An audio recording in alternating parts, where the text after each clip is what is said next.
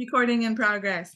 Okay, so what I was saying is, if at any moment this becomes very uncomfortable, just remember that it is the uncomfortable places where you're going to find growth. So that's why I always recommend having a pen and paper handy. Really write down, hi everybody, thank you for coming. If you're able to, have a paper and pen handy and really write down where you feel uncomfortable in this topic, because again, it's called, the title is Sex, Pleasure, and Purpose. And, or actually it's Pleasure and Guilt. I titled it wrong on my notes. But it can be a really uncomfortable topic, and it is actually the root of most trauma in humanity. Sexual abuse and just our beliefs, our thoughts, and everything we were taught about sex and what we're supposed to do with it and how it defines us has been incorrect, and it has actually, it is the biggest wound of humanity. So like the ones who are just joining, I was explaining a couple minutes ago that if at any moment you feel uncomfortable with something, write it down so that you really remember what it is that's making you feel uncomfortable. Those of you who have joined me before always know I usually cry at some point during my videos. And I highly recommend that if you feel any emotion at any point, please do not refrain from showing that emotion, because this is how we break free, is we have to allow ourselves to feel, and we have to allow ourselves to be, hi everybody, thank you for coming. So I'm gonna go ahead and jump right in. This is called Sex, Pleasure, and Guilt. And I also referenced, of course, every single one of my books. Every workshop that I give will reference my books, because this is where I put this information. So if you want a deeper understanding of things beyond this 2 hours, then I highly recommend getting the books if you can. It's the Love, the Real Word of God series. There's so much in there, and it's time. We're already here. So thank you for being here. Thank you for choosing change and being open. Again, if at any point you feel like you have to step away because sometimes it can be too much, please listen to yourself and you can step away. I will offer these recorded, so you won't technically miss anything. At another point, you can get the recording and you can have it all there. But really just allow yourself to be here. There's no judgment. I believe that's the first line I wrote here in my notes. So cool to see everybody here. Thank you guys for coming. Okay, so if you want to write this down, the book references for this workshop, Love Part 1, the chapters that I'm going to be touching on is going to be the introduction, and it's called Love, and then the chapter Marriage. And then in Love Part 2, it's going to be the chapters Sexual Abuse and Sex and Procreation. And Part 3, there's a lot from Part 3. It is Functions of the Female Vessel, Childhood Sexual Assault, the Human Brain, and Toxic Femininity. And Part 4 is going to also a lot of chapters in there. It's the chapter Repeated Cycles, History of Sexual Immorality, Changing Face, The Rapist and the Pedophile, the chapter Chakras, verses 149 through 257. I had to give specifics on that because that's a very large chapter. That chapter is like over 50 pages long. So Chakras, verses 149 through 257, and then One with Your Oppressor. Yeah, so those will be for you guys' reference if you want to go back after this or anything. So the first line I have written here, it says, first, where there is love, there is no space for judgment. And that is directly out of Love Part 1, the chapter is Judgment. So I want you guys to really, really understand that however you feel during this meeting is valid. Feel how you want to feel during this, okay? That's very important. Then I have written here, you can only judge another when you are first judging yourself. So this actually has a lot to do with the judgment we give to other people pertaining to sex and other people's sexual, relationships or whatever other people do sexually. We can only judge them when we're first judging ourselves sexually. And that has a really deep root. Love has been manipulatively associated with sex. Love actually has nothing to do with sex. That is in the chapter Marriage in Love Part 1. Love is not a physical presence. Love is not a physical obligation. Love is not a relationship in which sex is used to show love. Sex is not a way to prove love. This is a deep manipulation that we've been taught that keeps us perceiving sex as a way to show our love. And so then we use it in ways that it's not meant to be used, which causes subconscious guilt. Love is an energy. You must love all human beings, not just those you have sexual relationships with. There are not different types of love. Love is love. So because love is the energy of creation, there are not different types of it. It just is. So for example, many people believe, well, I love my family this way. I love my friends this way. I love my children this way and my spouse this way. But all of that is what keeps genuine, unconditional love far from us, because then each of those relationships, because we are feeling like it's a different type of love, now we're having different expectations and obligations of that relationship. And that's not love at all. Love is love. So the same way that I love my son, I love every person on this screen. And how many people can actually say that? When you think about it that way, you will then be able to see how far actual genuine love is from this earth. Because many people will say, oh, I hate that person. I despise that person, but I love my child. And it's actually impossible for the two to coexist. Love and hate cannot exist in one vessel. You have to choose one. So if you're hating one person, you're actually not genuinely loving another, even your own children. And this is what has taken humanity so far from creation and so far from itself. And I say right here, that is the one absolute truth that people don't want to admit or don't want to understand. They'll be like, no, that's bullshit. But that is the one absolute truth, is that there is one way to love, because we are love itself. And when you have that for every being on this earth, that's when peace on earth is able to come, when there is no difference in how you love anybody. And when you understand that sex is not related to showing love, it is much easier to show your love for people. I can tell who gets very, I tell everybody that I love them because I actually do. It's not just like something I feel like I have to do.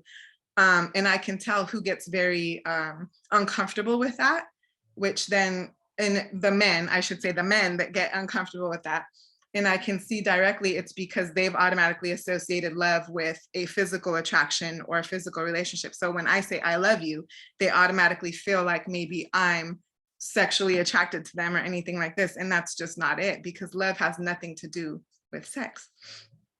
The love you have for your child should be the same as the love you would have for the abuser and the stranger on the street, because they are all one with you, just as your child is. Let me scroll over to the second page real quick, just so I can see everybody there. Hi, everybody.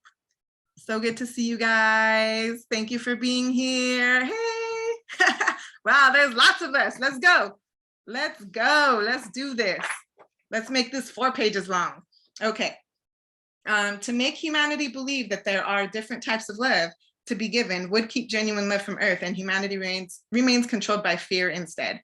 Love has nothing to do with another person. Sex has nothing to do with love. So then here's the big question, well, why does sex exist? Love part 2, the chapter Sex and Procreation, I go in depth there.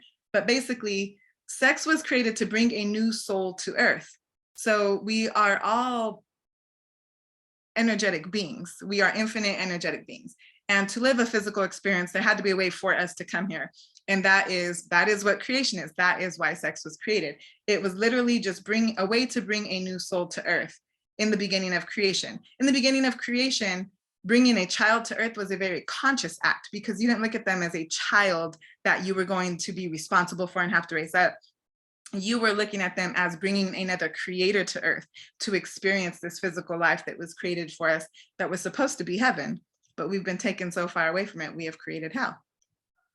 It was a decision between 2 creators to come together in the act of sex to create, not to demonstrate love, not to fulfill cravings for pleasure, but a divine act that has been tainted and twisted into everything opposite of the truth. So then where did sexuality become immoral? It's energy. You have to remember, energy doesn't end. It can only be transformed. It will never end We have the ability to transform it. So the source of energy of creation is love. All sources of energy create a residual energy. This is the beginning of the existence of another energy besides love itself, but the source still being love. So when human beings, I'm going way back to the beginning of our creation to explain to you, to lead up to the points of why sex has become such a guilty, shameful thing. When human beings sought to take power over people is when sexual immorality began. To take power over one. Now listen to this, because a lot of people, 1 in every 2 people has experienced childhood sexual abuse.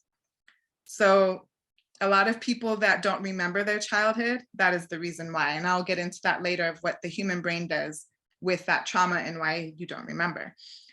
To take power over one, you must humiliate them, create suffering and pain, because in the presence of fear, control is easily obtained. So if anybody has experienced this in childhood, think about the humiliation that came with this. And you will then see the roots of the shame that exists in adulthood pertaining to sex. And I'll get more into that, but this is just the start. Let me plant that seed real quick. So to create, to control people, you have to create a presence of fear. That is in humiliation. This took place early in the evolution of creation. What easier way to cause humiliation, pain, and suffering at one time by force of sexual acts? When one is exposed at the core of their physical being, when you are naked, there is nothing to hide behind, nothing to protect you. So naked is the most vulnerable physical state of being. This is why evolution of sexual disorders has brought humanity to the point where diagnoses exist. So I'm going to jump right into, and just trust the process, because the way my brain works, it jumps around and I allow it to. So if you're like, well, what about this? If you're asking yourself questions, I probably will answer it at some point during this meeting. So just trust the process, but write your questions down so that when I do open it up, you can ask them. Okay. So what I've experienced a lot of in helping people, just helping people remember who they are, remember themselves, and try to understand the truths in themselves, is I've come across a lot of people that when they are being honest with themselves, they start to ask me, well, what about these thoughts and these feelings and these thoughts that I get? Some of them have been where they crave to be, what do you call that? They crave to be dominated. They crave these things and they become aroused by it. And this is something that people are ashamed of, because society says, ew, if you feel that, something's wrong with you. You have a disorder, you have a mental disorder. And I'm here to remind you that nothing is wrong with any of us. We are traumatized people that have been taken the furthest away from ourselves, of trying to understand who we are and what we're doing here. So first and foremost, nothing is wrong with you. These thoughts is called, let's see, I think it's called sadomasochism. And it's sadomasochism is where you crave to be dominated. So what I've learned in helping people with this is it's usually people who have experienced sexual abuse in childhood, and to crave these things is an indication that they're seeking to feel safe in sex by choosing these acts instead of having them forced upon them. So it's like a subconscious thing where they're saying, well, since it was forced upon me, here, and it was against my control and it created all this trauma, now as an adult, I want to make the choice for it to be done to me so that it can't be forced upon me. Kind of like one step ahead of the pain kind of a thing. And that's really sad when you think about this. Like, we really have to start having compassion for people, no matter how judgmental we want to be about somebody's thoughts and feelings. When you hear somebody say, oh, I want to feel, I had one person just straight up say, like, I crave being raped, but I really don't want somebody to rape me. But when I have sex, I want it to feel like it's against my will. And in deep digging, I spent about 3 hours with her of just truth, just asking her questions and allowing her the space to be very honest in those questions. And what we came up with is that she experienced sexual trauma in her childhood that she never talked about to anybody. She actually didn't even remember until our conversation. And she realized that she craved this because she would rather ask for it than it to be forced upon her. So this is why we have to stop being so judgmental about each other, about humanity, and the things that we frown upon as shameful. There's always a root of trauma. Every shameful act, quote unquote shameful act, every bad act, every bad thought or shameful thought, there's a root of pain and suffering there.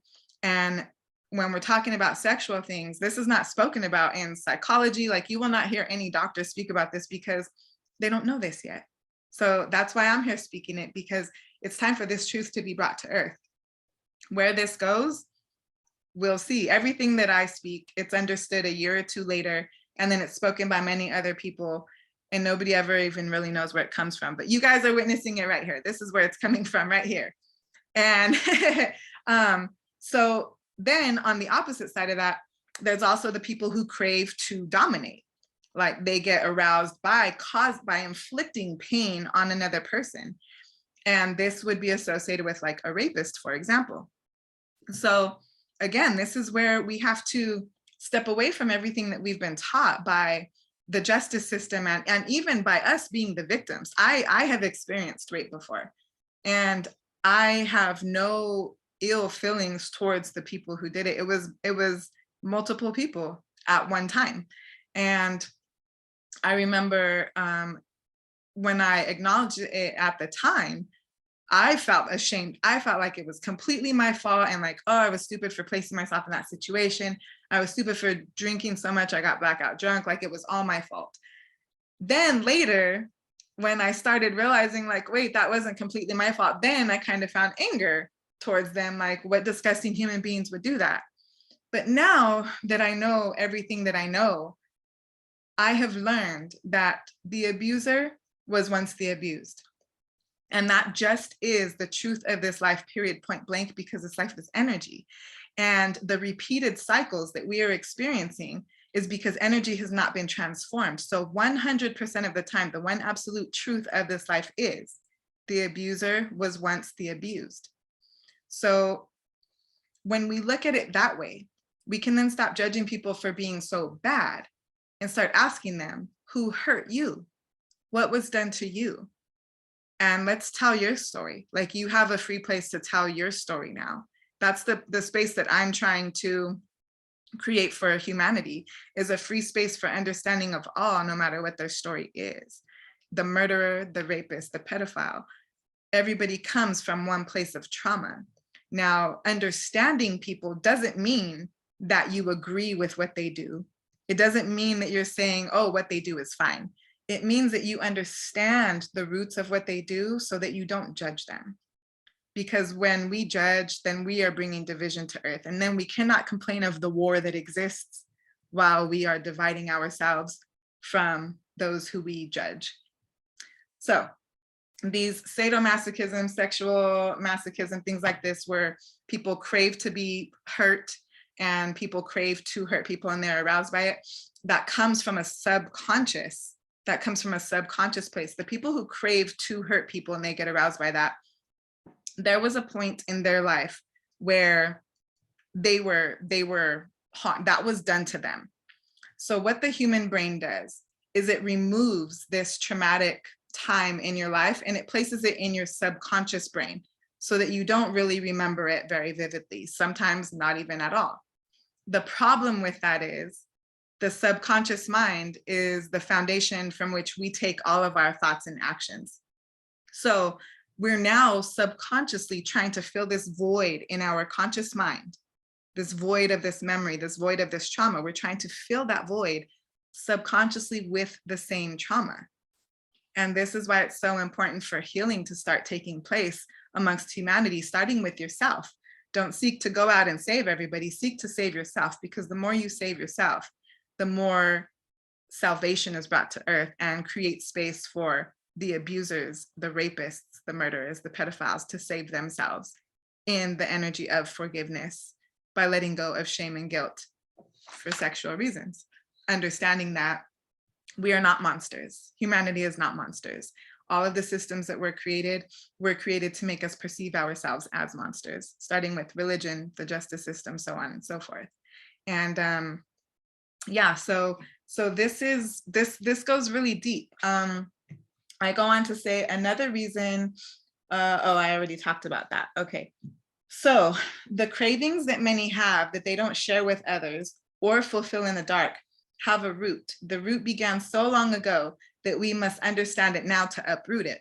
So now I'm going to take all of these truths I just spoke about and tie it to the very beginning of creation, where I told you all of this started. It's an energetic lineage that has never been transformed until now.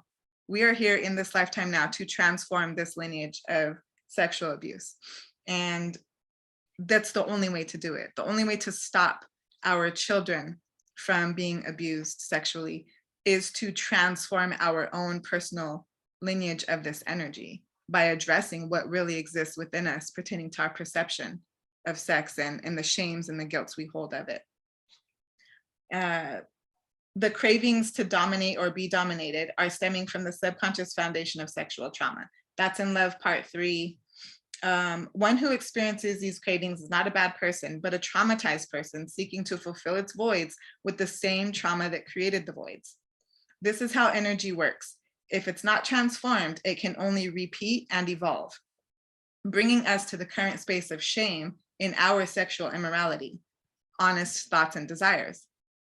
Sexual immorality and the repetition of sexual abuse is from the root of incest that began with the seeking of keeping bloodlines pure to gain control of humanity through numbers.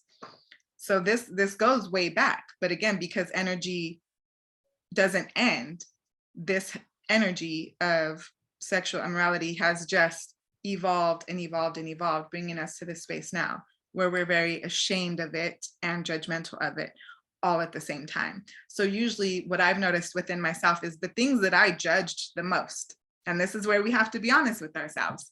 You really have to take a look in the mirror and tell yourself, the things that I judge in another person the most are the things that are within me that I don't want to admit are there.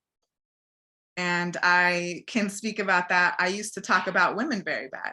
I used to judge women. I used to call women hoes all the time, and you know, I would judge women very bad. Hoe was in my vocabulary every day. I was quick to call a woman a hoe. But damn it, when I was honest with myself, I was a hoe too at times in my life. So I had to be so honest with myself and say, Shanna, who are you? I really looked in the mirror and I was like, who do you think you are? Who do you think you are calling these women hoes when you have done the same things they're doing right now, and maybe even worse, just nobody knows about it? And so really look at the things that you are judging in the world and judging in other people. And it will bring up things you don't want to admit exist within you, but to heal and genuinely transform this energy, things have to be brought up and acknowledged in honesty.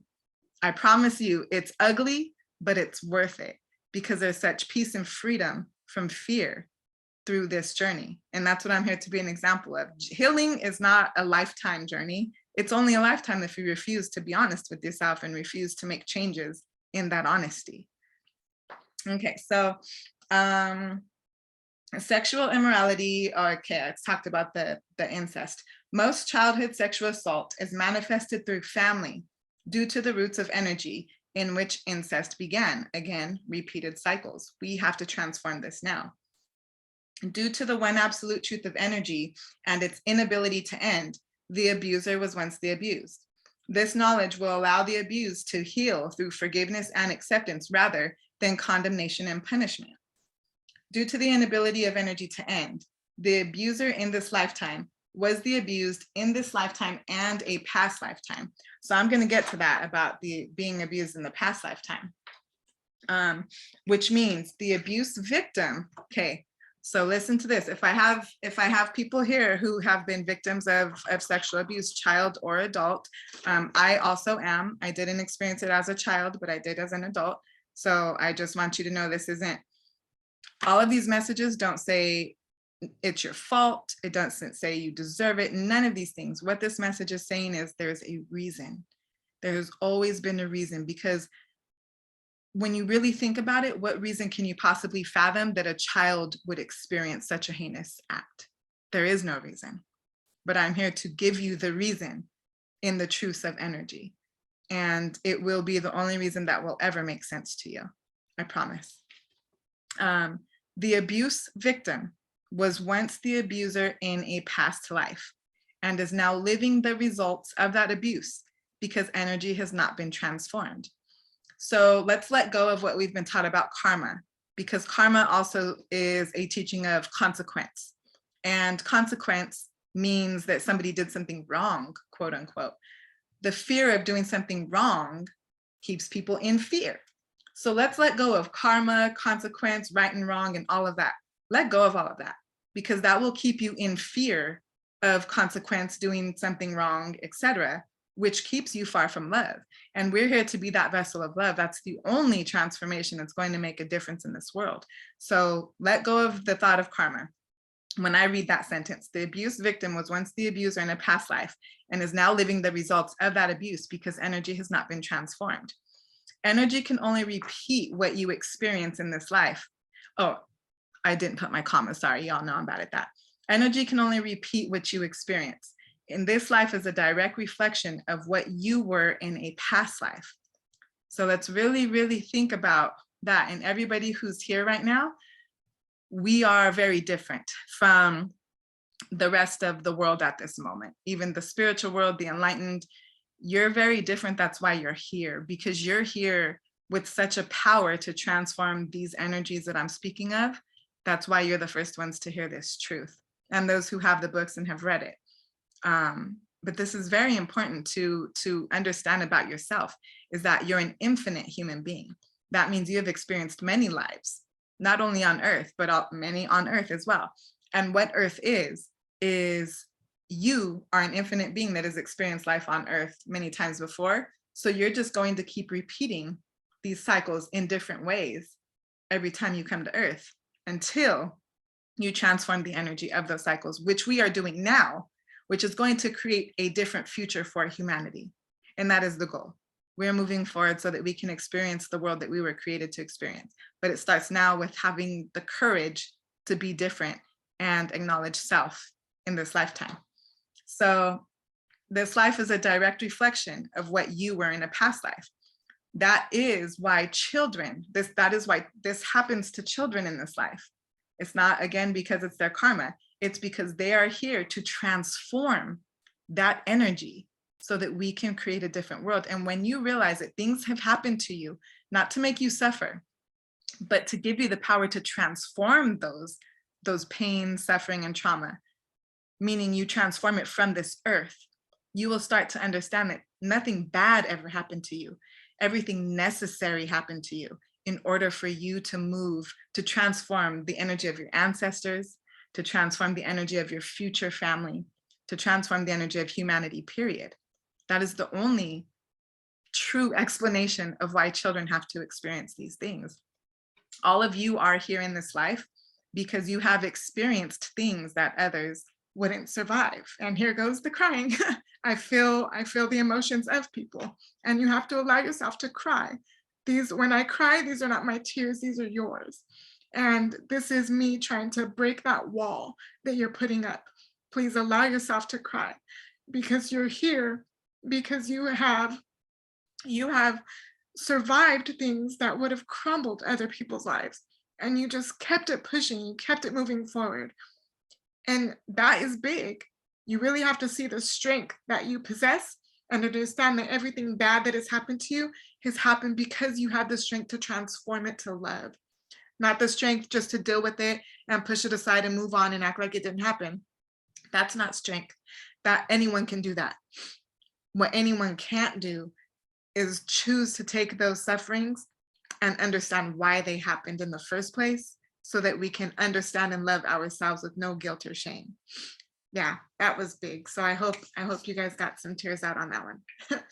Okay, so again, and then right here I put, this is not karma because there is no consequence, judgment, or punishment. There is only energy reciprocated or transformed.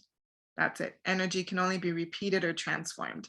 And this is big, you guys. This is the root of humanity's wounds. I'm telling you, that's why it's shunned, to talk about it. It's frowned upon to talk about sex and things like this, because when we start being honest with these things, we are transforming creation itself at the roots of it. And I'll get into that too.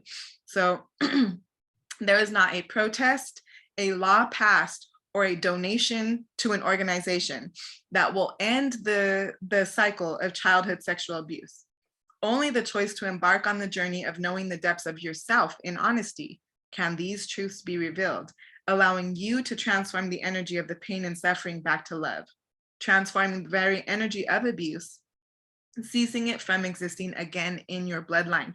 This is how we stop childhood sexual abuse, is we transform the energy in which we exist at one with it. We understand the roots of it. We forgive and we let go of shame. We let go of the memory. The human mind has the power to let go of memories. We don't have to hold on to memories that we don't want to.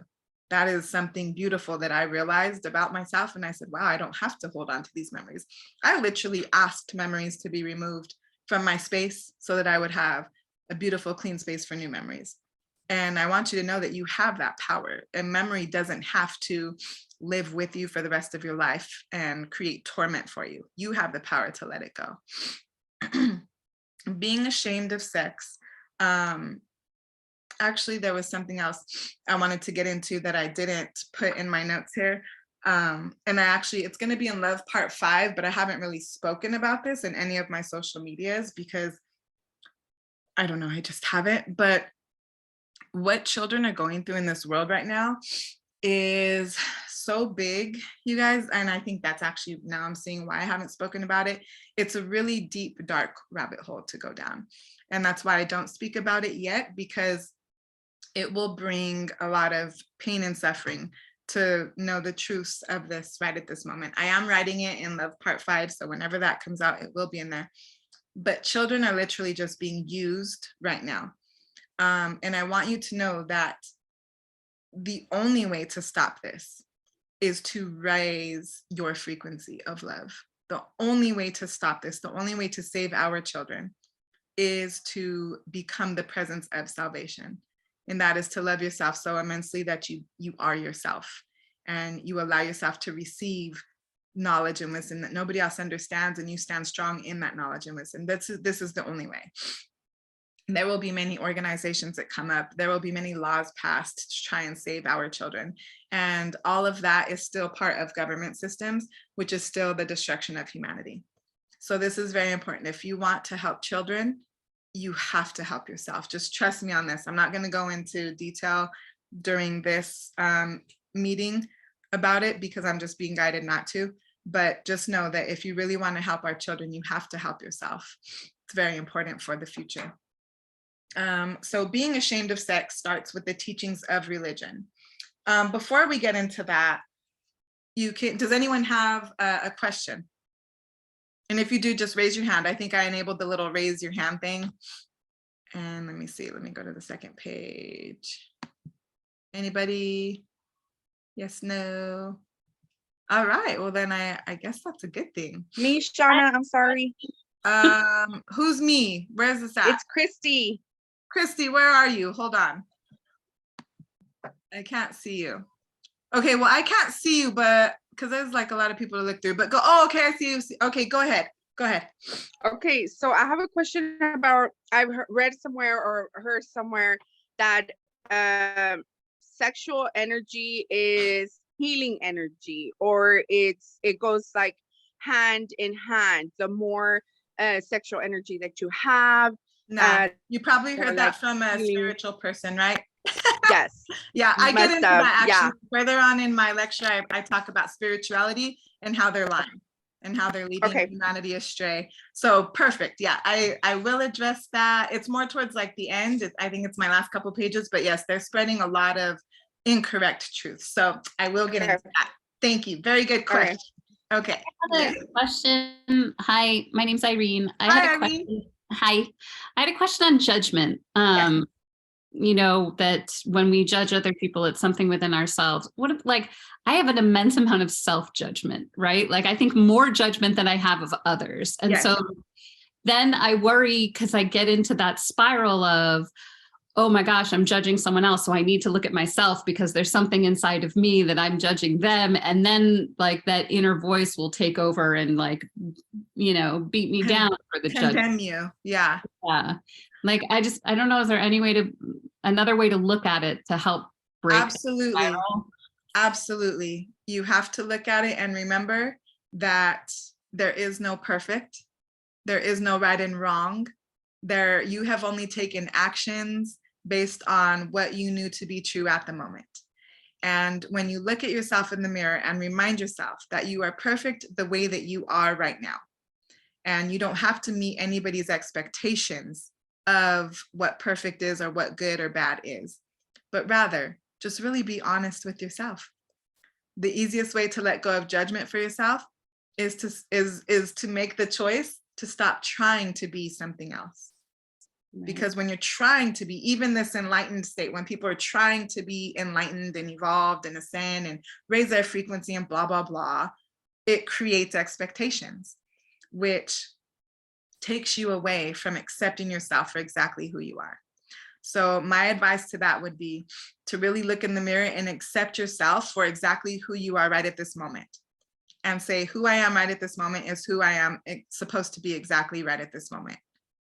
And when you find yourself judging yourself for things, make the conscious decision to stop and say, this is not the voice of love. This is not the voice of creation, because creation doesn't judge. Creation awakens and enlightens and brings truth to you.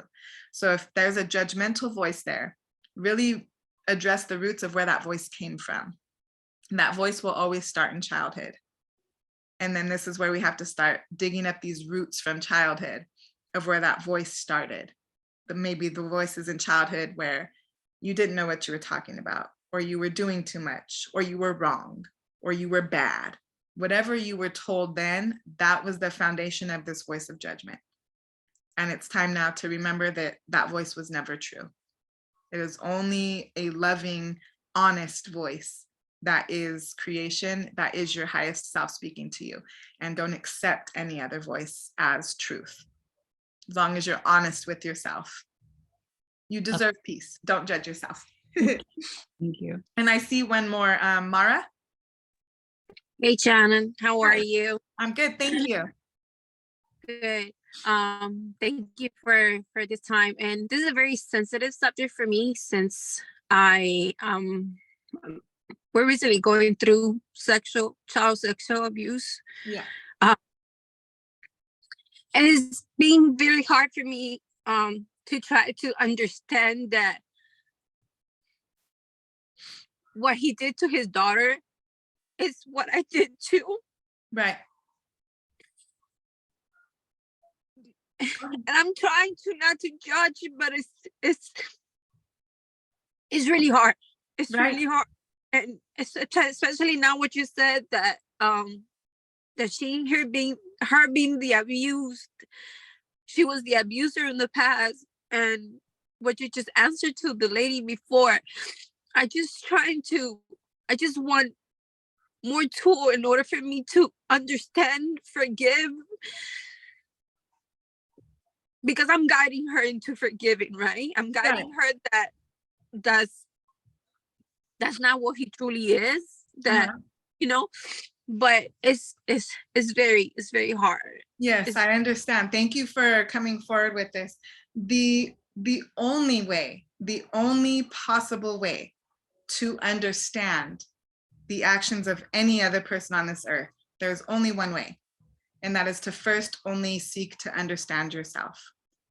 It is only when you understand the really depth, the deepest, darkest depths of yourself and actions that you've taken that don't have to even be anything sexual, or they can, anything that you hold as a secret that maybe nobody else knows about, because truth has been shunned. Everybody holds a secret. And when we really start to be honest with that and start to forgive ourselves for that and understand where we were mentally, emotionally, spiritually, when we made that decision in those deepest, darkest hours, and then forgive ourselves for those deepest, darkest decisions. That is the only way to gain understanding for other people.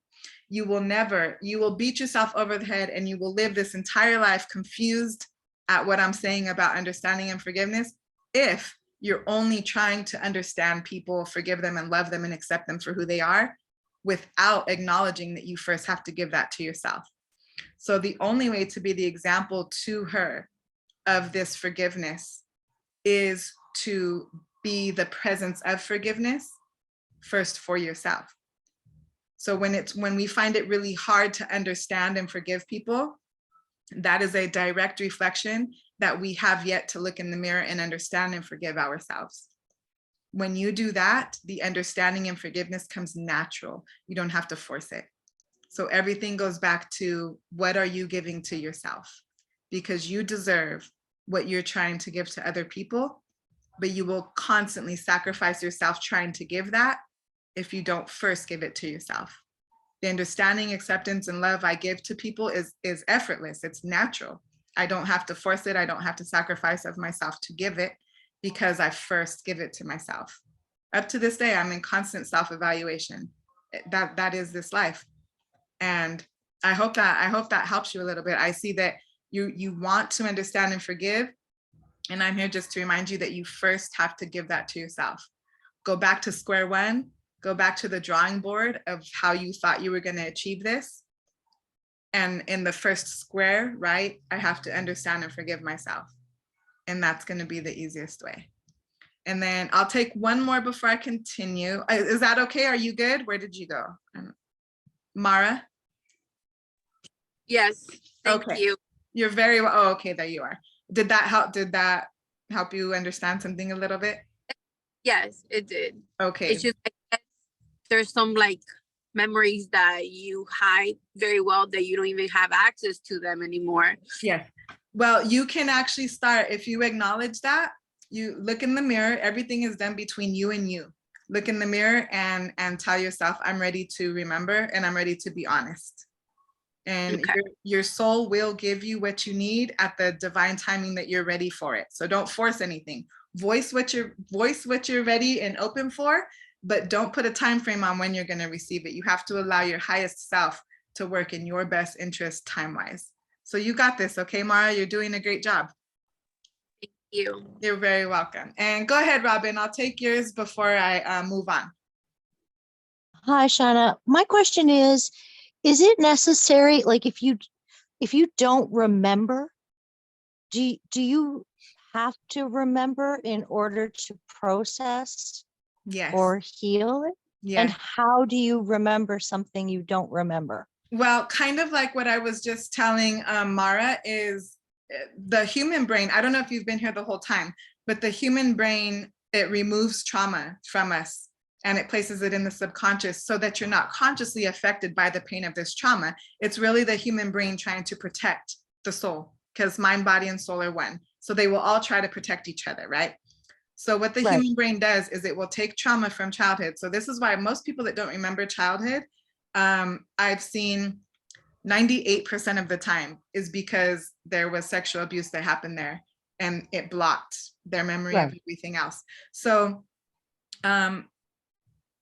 when that is understood, you will then understand that, again, because the mind, body, and soul work as one to protect each other, when you are ready to receive this memory, you can voice to your highest self. This has always been a conversation between you and you. There's no God outside of you. There's no hypnotherapy that can do this. The subconscious must be transformed consciously. There's no therapist that can do this. There's nothing outside of yourself that can have more perfect timing than your highest self to receive these memories.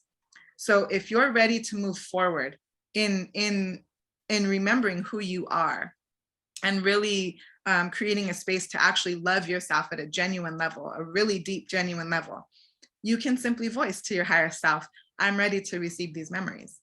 And those memories will come in visions or dreams. write them down, and they will be hard. They will be hard to face, but you have to remember that it is in these discomforts. It is in these discomforts that humanity has feared facing that has kept us accepting of deceit and accepting of unhappiness. So when you receive these visions and these dreams of what happened, believe them. Number one, believe them. What I've noticed, what I've come across a lot is that people will get this memory and they know exactly who it is that did this to them. And they sit there like, I don't want to believe that. But that's the only person that came, just immediately came to them. And so it is like when these visions and truths are given to you, you have to believe them.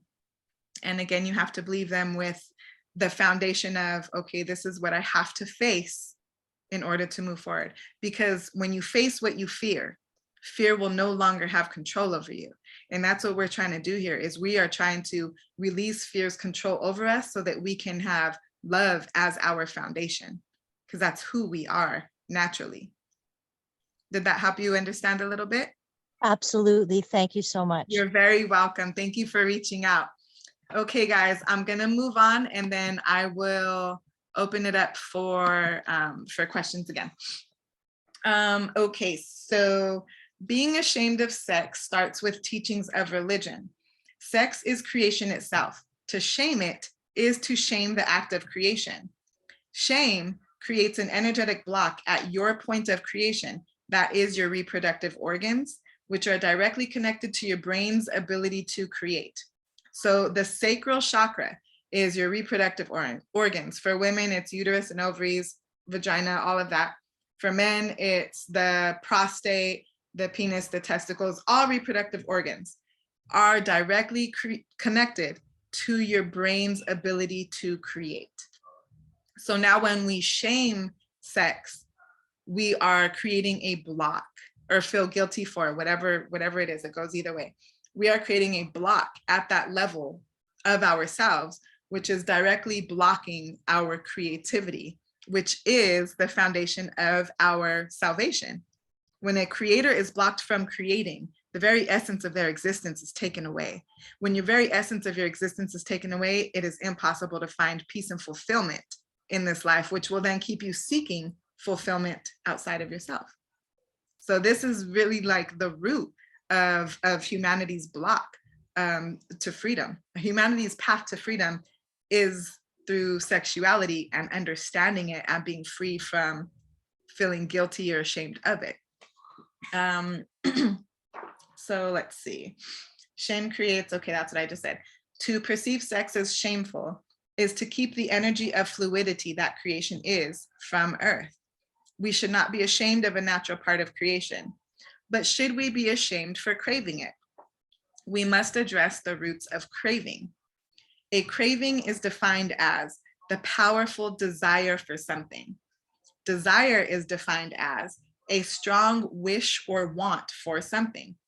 So we must acknowledge where this wish or want comes from sexually. This can come from many places. What I have written here is a need to feel wanted, a need to feel in control, a need to feel worthy. Let's see, where did I get into that? I wrote something. I write some good stuff in here sometimes when I'm writing it. I'm like, ooh, that's a good one. And then when I go to look for it, I can't find it, but I'll find it in a second. So the root of desires is a root of need. So going back to sexuality, when you have these desires and these cravings, oh, where did I write? Where did I write that? I actually posted it on my Instagram. Oh, right here. Physical desire is the manifestation of the soul's desire to create. So really, really think about that. What you're wanting and what you're craving is this physical, sexual desire.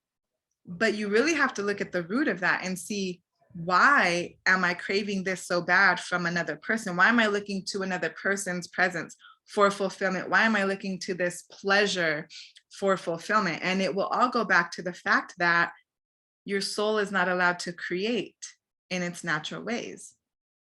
Again, kind of what I just explained about blocking creation. When your brain is blocked from its ability to create, you seek pleasure physically to fill that void, and it will never fill it. There will never be enough sex to curb your desire for it if you don't address the root of your wants and needs for it. And the wants and needs for it come very subconscious.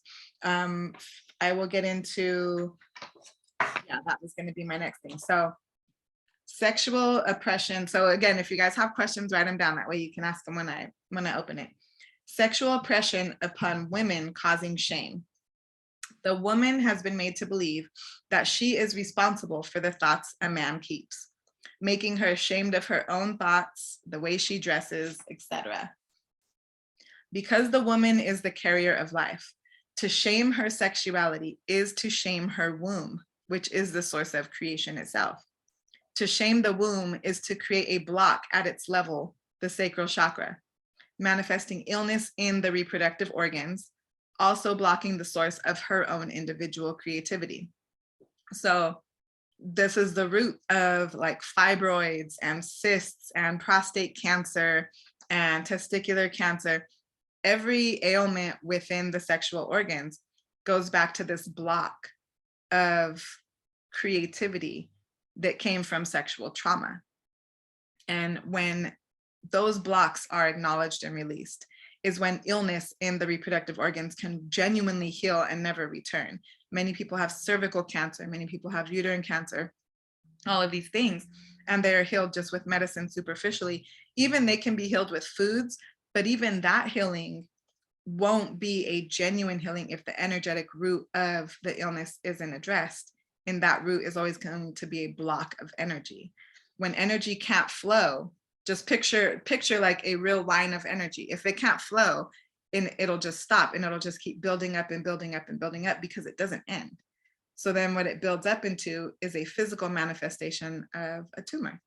That's what a tumor is. It's a collection of cells that built up due to the lack of energy being able to flow at the level of that tumor. So this is very important to start addressing these things within yourself to prevent the manifestation of the physical manifestation of illness at this level. One person is never responsible for the thoughts another keeps. Let's see. Over here, I put a little side note that says half of humanity is blocked at their level of creativity. That's big. One person is never responsible for the thoughts another keeps. One can only possess thoughts that stem from the subconscious. The subconscious is the keeper of all memories and traumas. Therefore, another cannot inflict a thought that doesn't already exist somewhere within the subconscious. The subconscious can also be invaded. That's another topic I haven't really spoken a lot on, but I'm starting to. So a person is not responsible for the thoughts another has. However, we are responsible for the thoughts we are responsible for the energy that is behind the foundation of our actions. So for example, when getting dressed, ask yourself if you're wearing something to get compliments or attention. I did this with myself at the very beginning of my journey. Before I would get dressed, I would ask myself, like, what am this was when I still had a whole bunch of clothes, like before I got rid of everything. I would ask myself, what am I wearing this for? I used to dress like really stylish, and yeah, I used to be like really stylish. That was how I showed my creativity or whatever. And I really started to ask myself, am I really wearing, like, if I was the only person on this earth, would I wear this? And my answer 100% of the time was no. Like, so that showed me everything I was wearing was for other people and to get attention from other people, not necessarily skimpy or anything, but just how I looked in general to get attention from other people. What this does is this brings the energy of getting attention from other people, even if it's from people you don't want attention from. So I can't get dressed and then say, ooh, well, I like if this type of guy looks at me, but ew, when that type of guy looks at me. That's not how energy works. Energy is energy. If you are craving attention, you're going to get it. Energy doesn't pick and choose who you're going to get it from, you're going to get it. So this is where it is that, no, we are not responsible for, I'm not responsible for the way a man looks at me or thinks about me. However, I am responsible for the energy in which I am walking, the energy in which I am existing, the energy in which I am dressing and acting. I'm responsible for that energy, and I am going to attract. You can't lie to yourself about energy. So this has to be a genuine conscious, transformation. because you will attract exactly what you are giving. So that was there. Let's see. Remember, everything is energy, therefore, oh, that's what I just said. Okay, now I'm gonna start talking about men. And this is really, really important because men have, so thank you to the gentlemen that are joining us here today, because I'm actually gonna start doing workshops for men too, like only men. But thank you. Let's clap for the guys that are here. Thank you guys for being here. Because men don't have a platform. You know, we have women supporting women, etc. And if men were to do that, if men were to do a men supporting men thing, then they would be sexist, right? And this is that double standard that we really have to start addressing as women, because we are the carrier of life, and we have to start understanding that men are us. Men are one with us. We are no more important in creation than men are. Men we look at as the abuser, and they've done this and they've done that. But now energy is changing face, and now women are taking that place because of seeking to oppress their oppressor. And we have to stop that. So men really need a space where they can be honest with things that they have experienced and went through, because it is creating such an imbalance still in energy. While we're trying to change the world, we're not changing anything as long as we're dividing ourselves from men. So men get judged a lot for their sexual encounters. Men get judged a lot for, oh, they do this and they do that. They sleep around, they have babies, like whatever men get judged for. I've heard all kinds of stuff that I'm like, wow. And we have to understand the roots of it. Again, there's roots, there's reasons that people act the way they do. So here goes for men. It says sexual shame for men can come also from sexual abuse, obviously. Sexual abuse by another man. Let's start with that one. That is emasculating. This will or can create a man who feels the need to prove his masculinity because subconsciously his masculine energy was stripped of him. So think about the men who are very macho, like have to prove that they're very manly, have a lot of ego and pride and all of these type of scenarios. You might look at them like, wow, they're an awful person. They're not, you know, whatever. It is because they're trying to prove something to themselves. They're trying to prove that something still exists within them that was taken away from them when they were a child. And again, let yourself find compassion for people. When you're judging people for how they act, you really have to understand that the most awful people in this world are the most at pain, the most traumatized, the most hurt. And so that is the root of the prideful macho man. Creating a man, it can create a man who becomes sexually promiscuous to prove that he enjoys women due to the shame of a man invading his sexuality. So again, when you're judging a man for sleeping around and having multiple women and doing all these things, there's a root and there's a reason why. And you never know if his sexuality was questioned by being taken from him by another man. Now he subconsciously feels the need to prove to the world that he loves women. And he does it in this overabundant way.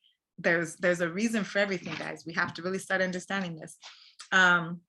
This man who becomes sexually promiscuous, this can also lead to guilt and shame for the promiscuity, which this is guilt and shame. So I can vouch for myself when I had these moments of wholeness that I spoke about earlier. It created such guilt and shame. I think I speak about my own thing a little bit further in here too, but it created my own guilt and shame as well. Like I would do these things, I would hook up with men because it would make me feel wanted. It would make me feel like, oh yeah, I could get whoever I want, not realizing they'll probably sleep with whoever tries to sleep with them. Like it wasn't a major accomplishment, you know, but it gave me shame. I would go home still very ashamed of what I was doing, and nobody would know what I was doing. And so this is what I've been shown, and a lot of men that I've worked with is that their promiscuity comes from sexual abuse by a man, also by a woman too, but right now we're speaking about sexual abuse by a man. So there's this need to prove that they like women, so they do it in an overabundant way. Again, why you shouldn't judge what a man does. Okay, so this sexual abuse by a man can also create a man who embraces only his feminine energy due to his masculine energy being stripped of him. So now this is the opposite side of the spectrum. It's less painful to choose to embrace the lack of masculinity than to have it taken away again. So someone who was abused by a man who was abused by a man, because the thought of your masculinity being stripped from you, it's just easier to embrace the opposite energy that is feminine. And I put here that this is the foundation of chosen homosexuality versus natural homosexuality, because I also talk about that in the chapter Chakras in Love Part 4, is natural homosexuality, people who really are born homosexual. And then there's the chosen homosexuality, the ones who fear the other gender, or, you know, there's very deep rooted reasons why they would choose to go with the same gender. And this is one of them, is because in fear of having that masculinity stripped away again, I'm just going to embrace my feminine side, then I'm safe. And that is the root of a lot of chosen homosexuality in men. Sexual abuse of the man by a woman. This is also emasculating. The woman, I put here, brings an imbalance to the masculine feminine energy within, because the woman is the reflection of a mother. A mother is supposed to be the first true love in a boy's life.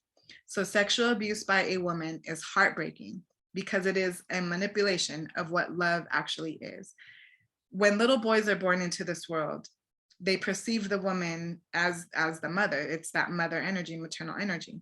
Now, when a woman takes that safe place that they're supposed to be, and it doesn't have to be the mother, obviously, but a woman, feminine energy, takes that safe place from a young man, he is now heartbroken. He now feels no safe space. And this is really the core of a lot of men. You guys would be appalled at how many men have been sexually abused in childhood that have never said it to another person ever in their life. I know too many. And that's why I advocate for men so much, is because there's so much about men that they haven't spoken about because they have no safe space to do so. So sexual abuse by a woman is heartbreaking because it's manipulation of what love is. Now, we talked about the energy, the chakras. So a lot of men that experience heart problems, lung problems, heart attacks. If you notice, a lot of men that have heart attacks, a lot of men that have like lung cancer, anything in the chest, the root of this is the energy of a broken heart. And usually the root of that broken heart is sexual abuse by a woman. And this has been just in the people that I have helped and what I've been shown. This is where I get these statistics from. This is not going to be found on Google anywhere. This is what creation has brought to my path. This will lead to a man who will seek for the rest of his life love from women through sex. So because the woman who was supposed to be that first love of his life, that feminine energy, took advantage of that safe space and that love, that will subconsciously leave the man seeking love in the same form that the trauma was presented, the same as we talked about earlier. It's that repeated cycle of energy. The same trauma that destroyed you is going to be where you seek to fulfill that void. So a man who is sexually abused by a woman at a young age will constantly seek to be loved by women through sex, because subconsciously they thought that sex was an act of love. Even if they knew it wasn't, that is what the woman showed in those actions at a young age. This will lead to a man who shuns the woman out of hurt and anger from disappointment of disrespect the woman held of herself in the act of the abuse. This is also a foundation of chosen homosexuality versus natural sexuality. This will create a man that will accept bad treatment by a woman because he subconsciously feels deserving of that. This will lead to a man who is extremely disrespectful to women. Andrew Tate, for example. Everybody know who Andrew Tate is, I'm sure. Ooh, I got like super dizzy right now when I said Andrew Tate. That's crazy, because that means that his energy is, yeah. He is, comes across, he's an awful person. He says really bad things, really ugly things, has no respect for women, but I could see right through him, and I could see where his lack of respect for women comes from a time where a woman who was supposed to love him disrespected him. And to have compassion for this person, it's a beautiful thing. He, like I said, I see so many people talk so negatively about him, and I mean, his talks are disgusting. I've heard his interviews, and I'm just like appalled at the way he thinks. But at the same time, he wasn't born like that. And it really, every time I see him or hear of him, I send him a lot of love and compassion in hopes that maybe one day he will be honest with these truths of why he feels this way towards women. And when you start understanding again that nobody was born bad and nobody was born to be a monster, but rather we're all trying to figure it out, you will see that there is no bad, there's only perception of self. And as badly as he speaks about women is just a reflection of how badly he feels about himself. And this is where we can find compassion for people. This will lead to a man who is extremely needy of a woman's love and acceptance, that he will seek it through sex. It's really a maternal energy he's seeking. So a lot of men who are seeking sex from so many women and this and that, or even just so much sex, it's really their need for a maternal energy that they're seeking. It's not actually the physical pleasure. Same for women seeking men. A woman who has so much craving for sex from a man and so much craving, it's actually not the seeking of pleasure through sex you're seeking. It is a paternal energy, a masculine energy that you're seeking love from, that maybe was a reflection of the lack of it that you had early on in your life. And so this is why we also have to stop judging ourselves and start realizing there was a root to these ways that we feel and these desires that we have. It's not because we're bad or we're nasty or we're, you know, like an addict or whatever. It's because we're the soul is missing something and it's seeking to find it in a physical way because that's all you understand at this moment. So it's okay. The cheater / the man who needs many women in his life, if they were honest with themselves, if they were honest with people, they will tell you that it came from, I bet you 98% of them will have experienced sexual abuse from a woman in their very early childhood. And so this is the roots that we have to start addressing, guys. Is the only way we can understand the actions of others and what they do is to look at ourselves and understand ourselves. When you understand yourselves and have compassion for yourself, you will have that naturally for everybody. So the reason for one to experience child abuse, sexual abuse as a child. Okay, so now I'm going to get into does anyone have any questions? Do any of the guys have any questions? Okay. Edgar, go ahead. Oh, you have to unmute yourself. Okay, go ahead. Oh, there you go. Hey, Shauna. Hi, everyone. Hi. So my question was, where does the energy of sexual abuse focus itself on men that have been sexually abused by men? I know you say with women, it's in the heart, or the regions, but when it comes to a male doing that, the only reason why I speak of this is because I've experienced sexual abuse multiple times from different men as a child. So that has really caused a lot of havoc with how I have dealt with sex. And I'm finally doing a lot of that work from a conscious place. I've already forgiven, but I think what I'm dealing with is the side effects of all of that. Right. And so it's true what you say. It does create a block with creativity. Yes. And I'm trying to unblock that. Yes. So what it affects for a man to abuse a boy is the sexual organs. It would be that, which is the point of creativity, but also the right side of the body. So the right side of the body is your masculine energy. The left side is feminine. So because it was a manipulation of masculine energy and how it was used towards you, this will affect possibly the right side of the body. So if you have any ailments or pains or anything like this, and you find them occurring on the right side, that's kind of your body alerting you that there is something ready to be acknowledged and transformed in that masculine energy, in that trauma. But for men, with men, it will be your reproductive organs. So if they're, and that includes also Yeah, everything at that level. So the fact that you're already doing this work, have you experienced, if you don't mind me asking, have you experienced any problems in any of the right side or the, Definitely, yeah. I'll you don't say have to go into detail if you don't no, want, yeah, that just, I could remember since I was young, a lot of pain here. yes, there it is. In my neck, on my but it's on my right side. Yes, there it is. And yeah, so and I have an idea of what that is based on the trauma that I went through. It was Perfect. region was impacted. Perfect. So Yeah, yeah, there it is. So picture it like what fear can do from trauma is it can kind of evolve into, picture like an entity. Mhm. So it can kind of evolve into its own entity that has like a physical hold. Okay. So how I've been shown in people, how I see it is I'll see like an actual entity like holding, like grasping onto somebody. And I will remove that just by simply saying you don't exist anymore. So just remember that if you do have that pain or wherever you do feel pain or anything you're experiencing, remember that it can be fear evolved. And the only way to remove that is to remember it only exists with your acceptance of it there. I see. Okay. And so let it go with compassion for yourself, first and foremost. In these situations, seek to have first compassion for yourself.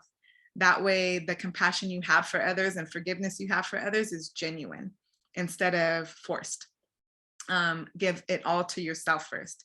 And in giving it all to yourself, this evolved fear will have no frequency to thrive upon anymore. Beautiful. Thank you, Shanna. You're very welcome. Thank you so much for coming forward with that and asking that. That was a beautiful question. One quick question, one more. Yeah. Any foods you recommend? Let me see. I'm not being given anything right now, That's but fine. I'm sure I will be by the end of this. I'll Appreciate it. probably receive something, so I'll let you know as soon as I do. Thank you so much, Shanna. Appreciate you. You're welcome. Okay. Anybody else before I move on? About men? No, yes, no, yes. Okay, cool. Thank y'all for being here. Everybody good still? Yeah, we all good? Okay, good. Okay, so now I'm going to talk about the reasons why, because many people have asked, okay, if I experienced sexual abuse as a child, why do I deserve, these are the words that I've been given, why do I deserve to then be raped as an adult also? Like, why doesn't it stop?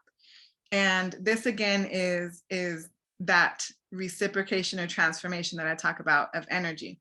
So the reason for one to experience sexual abuse as a child and also experience rape as an adult or rape multiple times, there is one answer. What you fear will come. This is very big. Write this down and maybe keep this somewhere close to you, like somewhere that you see every single day. What you fear will come. It is important to transform the fear of the abuse to understanding that you are here to transform the pain that came with it back to love and understanding that the abuser is also a victim. Energy speaks louder than words or intentional actions. You cannot lie to yourself about the energy that the subconscious holds based upon traumatic memories. If you have not subconsciously addressed the trauma of sexual abuse, the energy of your subconscious will be that of fear of sexual abuse, attracting people into your life who seek to disrespect your body sexually. So it's literally, again, this doesn't go back to it's your fault or you're responsible. This goes back to what you are keeping energetically is exactly what you are attracting. So if you are experiencing this multiple times as an adult, it is a clear indication that that energy of fear of it has not been transformed. And the only way to transform your fear of it is to remember what you fear will come. We must move confidently in this life as a vessel of creation. When we do that, we do not fear another human being. We do not fear destruction. We do not fear harm being cast upon us because a vessel of creation is stronger than anything opposite of it. Therefore, nothing can harm you when you walk as a vessel of creation. A vessel of creation is simply love. When you love yourself so immensely that you allow yourself to be yourself, there is no room for you to attract harm to yourself. And when harm does try to come your way, you can see right through it so much ahead of time that, again, you just repel it with that presence of love and understanding. I've looked many people in the eye that I could see have very harmful intentions for me. And I look them in the eye and here, not with my words, will tell them, I'm not scared of you. You have no place. You have no place to harm me. But the thing is, I actually believe it. I don't just say those words. I actually live by those words. I actually believe and walk in the confidence of those words. And that is what our protection is. Our protection is the energy of love for self. And when you have that, you can see right through the intentions of others, which will be your guide, what situations to remove yourself from. All of these decisions we have to make. Your intuition will say turn right instead of going left where you were planning on it. Listen to that intuition. That is your safety. And so you have to remember, what you fear will come. People don't experience these things over and over because they deserve it. That's like, what an atrocity to believe that this life we're deserving of these type of things. It's absolutely not true. But we are the ones attracting them by what we're fearing. So if you have experienced any type of sexual abuse and you kind of keep attracting people with that same energy, really, really look yourself in the mirror and say, I'm ready to let go of this fear of this. And you really have to believe that this will not happen to you anymore once you start holding yourself in a higher light where that frequency can no longer align with you. Everything is frequency. So if I exist here, the one who exists here to harm me can't reach me unless I come down. So again, love for yourself is the answer still.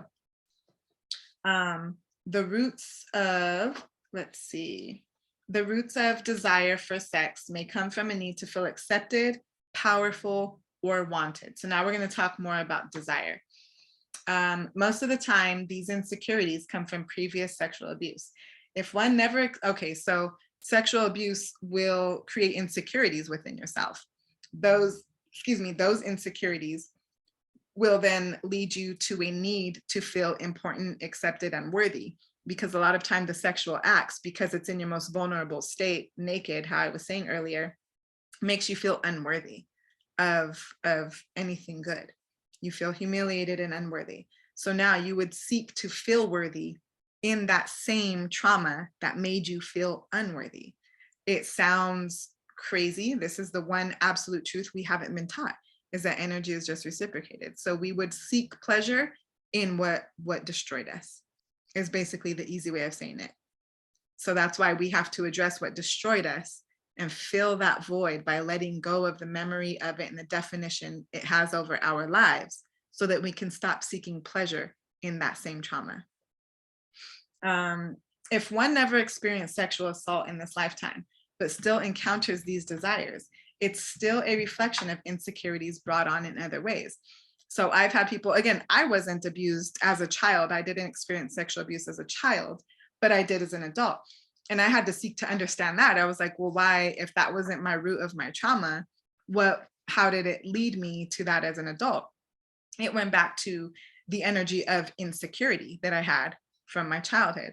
I wrote something really cool here about that. I'll wait till I get to it because I don't want to mess up the little timeline I have here.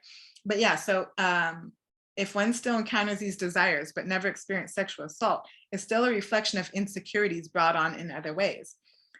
They're not here to transform the energy of sexual abuse, but to understand the roots of desire itself, to transform their perception of that.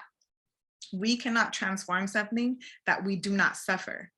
So that is the purpose and the reason at this point of evolution, that is the reason for our suffering. We were not created to suffer. We were never meant to suffer. But at this point of evolution, it is suffering that we had to experience for the purpose of transforming it. When one is insecure with themselves, they seek to feel wanted by others. Sex can accomplish this feeling. Again, it is the body physically desiring what the soul is actually craving. It is not an actual physical hunger. It is a physical manifestation of the soul's hunger for acceptance, pleasure, and power. I was never sexually abused as a child, but was made to feel insecure and unsafe many times at the hands of my father, leading me to seek security and safety in men sexually. I sought men's attention, men's acceptance, because I didn't get that from my father as a child. And so that didn't have anything to do with sexual abuse, but that desire for this need, acceptance, and attention that I gained sexually then made that the foundation of my energy, which led me to a point of being forcefully, having people force themselves upon me. So sexual abuse isn't always the root, but the root is always within you.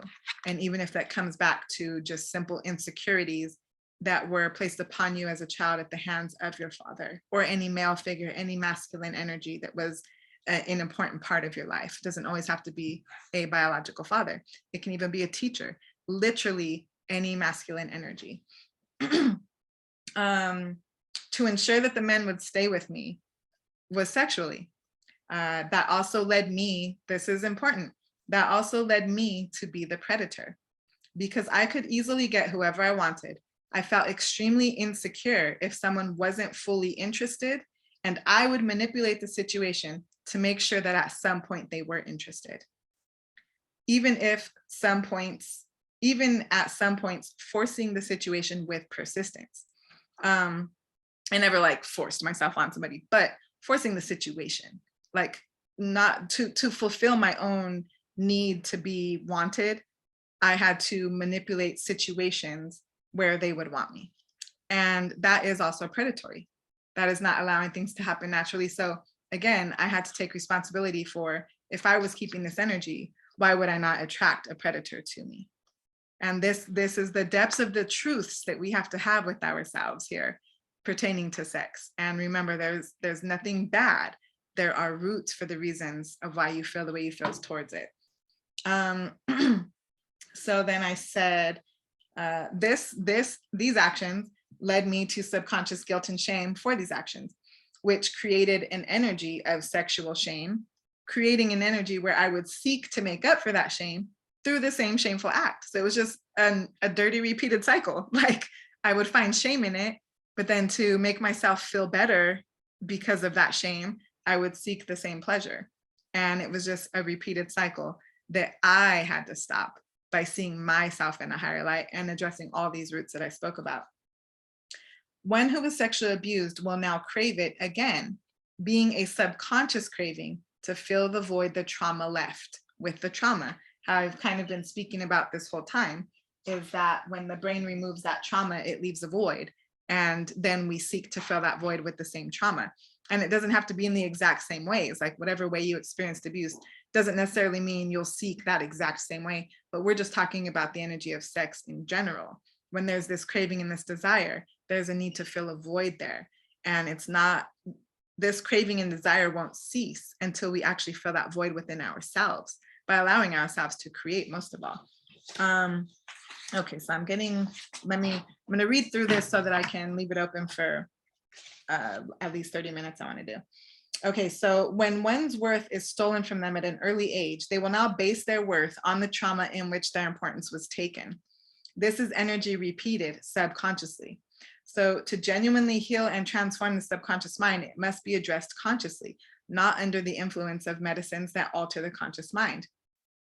It is only honesty that's going to transform this subconscious voids that we hold. And we can only have honesty and self-acknowledgement when we are consciously aware that we're doing so. So make sure to remember that. One may use sex as manipulation. This is where I was kind of getting into the chapters of toxic femininity in Love Part 4, I think it is. One may use sex as a manipulation. If you know you're good at something, you will use that something to make yourself irresistible to another to create the reality you're seeking. This stems from a place of seeking power to make up for a time in life where your power was taken away. So again, sex being used as something so opposite of the divine thing that it is to bring the own reality that you're seeking to create. And then this one, I'm not going to read that one. Yeah, that doesn't.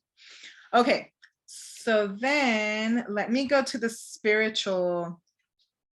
Okay, so leading into the spiritual topic, this topic right here is one that people cringe when they even hear the word, and that is masturbation. Like people cringe and it's like, oh my God, are we really talking about this? We have to talk about this because this is also creating a block in the level of the sacral chakra. So I put right here, the word alone makes people cringe, but we must choose to change our perception of this. Shaming masturbation without understanding the roots of why people do it is creating sexual shame, blocking the sacral chakra of humanity, keeping creators from creating. To shame masturbation will send one in search of a person to fulfill their needs, leading to even bigger problems. So if you're ashamed of doing this, you now feel like, oh, I need a person to do this. How many notches in your belt is that going to put just because you feel ashamed of doing this yourself? I'll just speak from personal experience. I put unnecessary notches in my belt. So I don't know if any of you can agree, but that was true for me. So during the act of sex, energy is accepted from one person within another. Remember, this is very important pertaining to sex. Unless you want to be exactly like the other person in all of their light and their dark, you shall not seek to accept their energy within your human vessel. I wish I would have known that many, many years ago.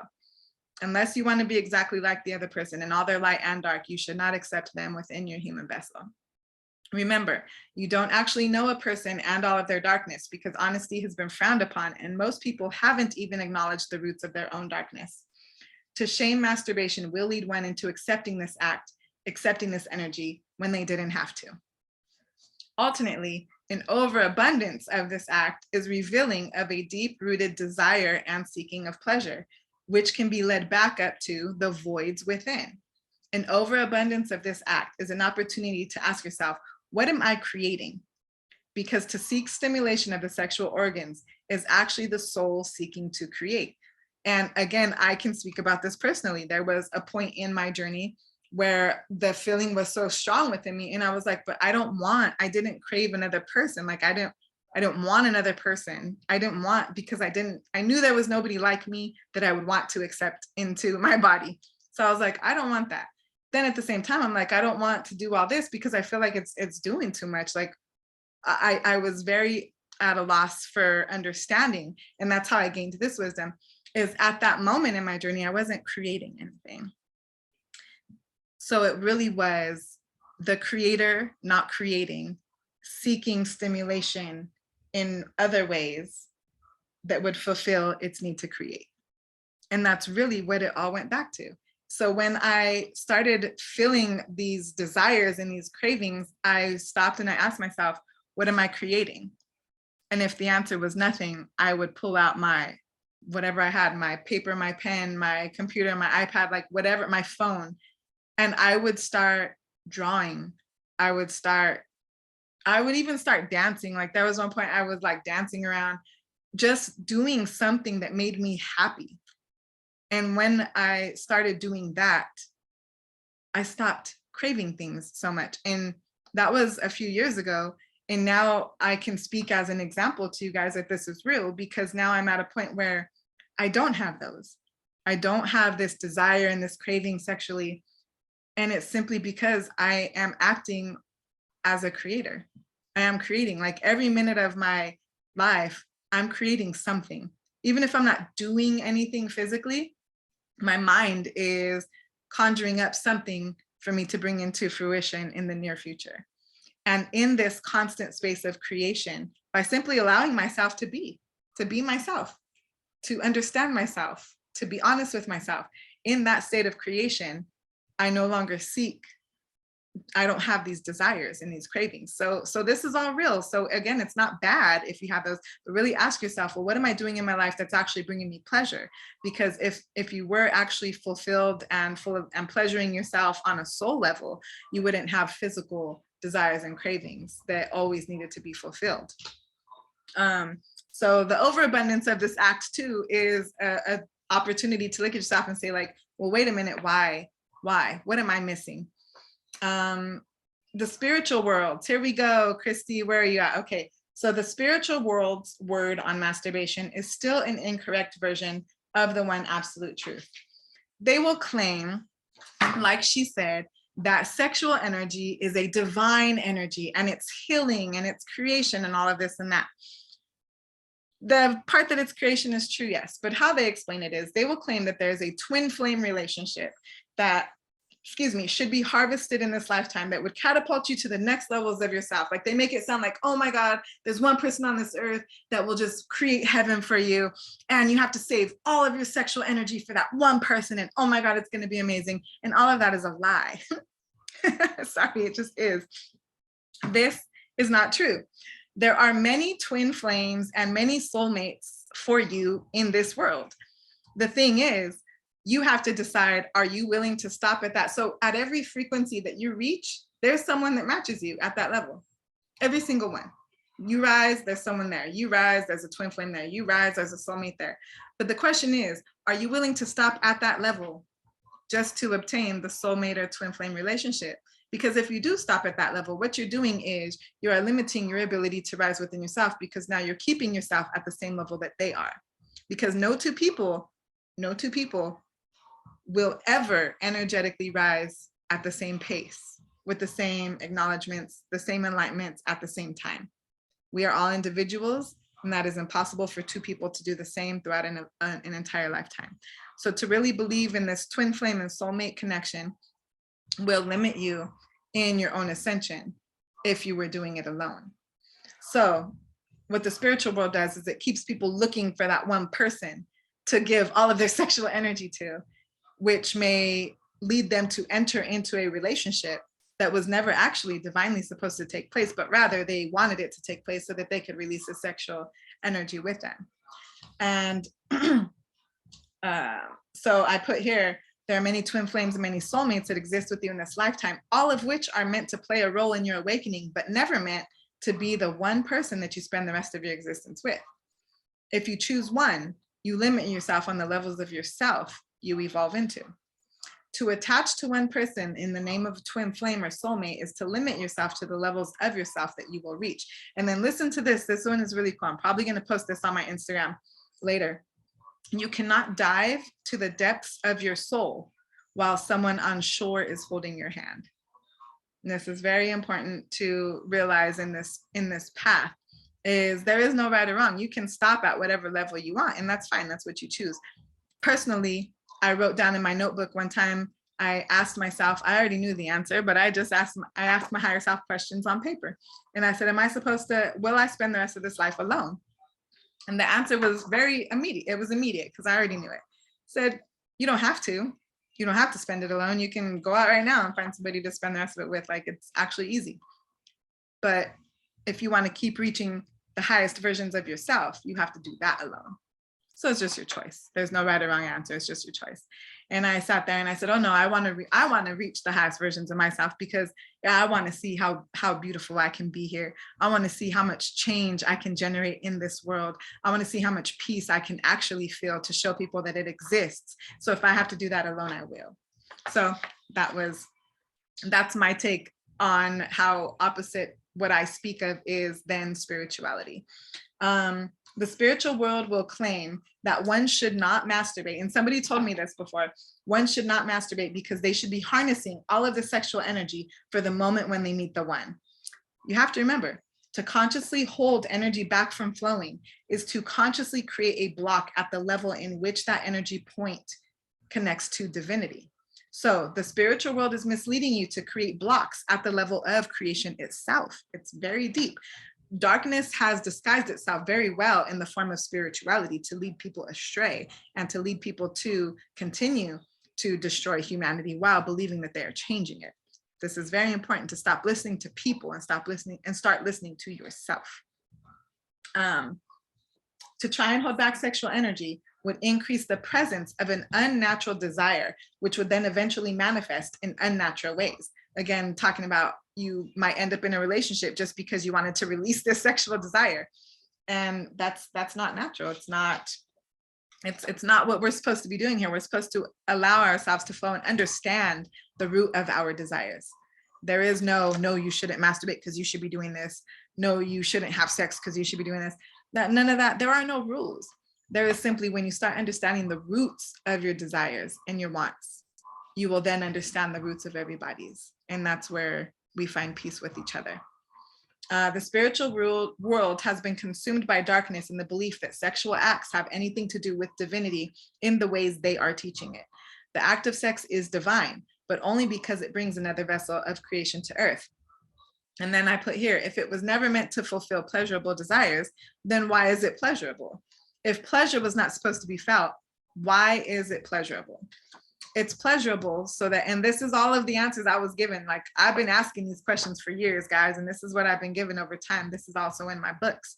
It's pleasurable so that when two creators made the decision to bring another creator to earth, they wouldn't shun the act, but find joy in it, because everything is energy. The energy they put into creation of a new vessel would create the foundation of that new vessel's existence. So it was made pleasurable so that the act would be enjoyed while bringing this new vessel. So this new vessel would come in that energy, but it was never meant to fulfill an unnatural amount of physical pleasure being sought to fulfill a subconscious void. See how that it just got manipulated over time and evolved. So also, I wanted to share that the spiritual world is spreading the energy of darkness through sexual acts, just like people spread STDs. I have had to remove, this is my personal experience, is that I've had to remove people from possession, literal possession, manifesting, making faces at me like snakes, trying to choke me and all these things. Their possessions came from spiritual retreats where they had tantra festivals and they're all having sex with each other and they're calling it creation and all these things.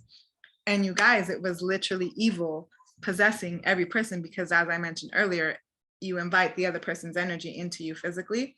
So the spiritual world has become very dark. It is very dark. And so I highly recommend to refrain from listening to what they're speaking about sex, because it's very opposite of the truth of who we are as individuals. Yeah, so I wanted to share that with you. I've had to personally remove a lot of people of possession that they've acquired through sex, through spiritual, whatever you call, like retreats and stuff like this. So the last sentence that I put is, when you seek pleasure and have desires, ask yourself, what am I creating? And that is all of my notes. I think I touched on everything that I was guided to speak about at this moment. There's a lot more to it, but all of these workshops, I do what I'm guided to do at the moment. So that simply means what you're ready for. So if anyone has any questions pertaining to anything I touched on or didn't touch on, go ahead. We're here till 8. And you can unmute yourselves if you want. Anybody? Hi. Hello, go ahead, Sunshine. Me or the other? Anita Bonita. Okay. Oh, was there somebody else too? Okay, so just quick question. Uh-huh. So because I shame myself, I have caused a block within myself and my child. So, okay, so that makes sense. So you're talking about like fibroids being like a block. Yes. Okay, I don't have fibroids, but I found out that my daughter has fibroids. Ah, okay. Yeah. And when I mean, you have talked about this, about the Yes. whole, and I, we went and figured out what it was, but I didn't do anything else because I'm like, you know what, I'm going to do this how I was, I talked to you, but I wanted to know what it was, and we found out what it was. Mhm. And now that I know, and now you're talking about this, so it's kind of like, it's me and then her, and Yeah. we block. So what happens is, and this is why it's so important for us to transform, because we are the foundation in which our children come into this world. Us mothers, fathers too. I mean, you are the foundation as well. So what has happened here, and what happens is, what you were unable to transform within yourself, she came to this earth to transform. And so, no, allow yourself to cry, please. I'll cry. I'll cry with you.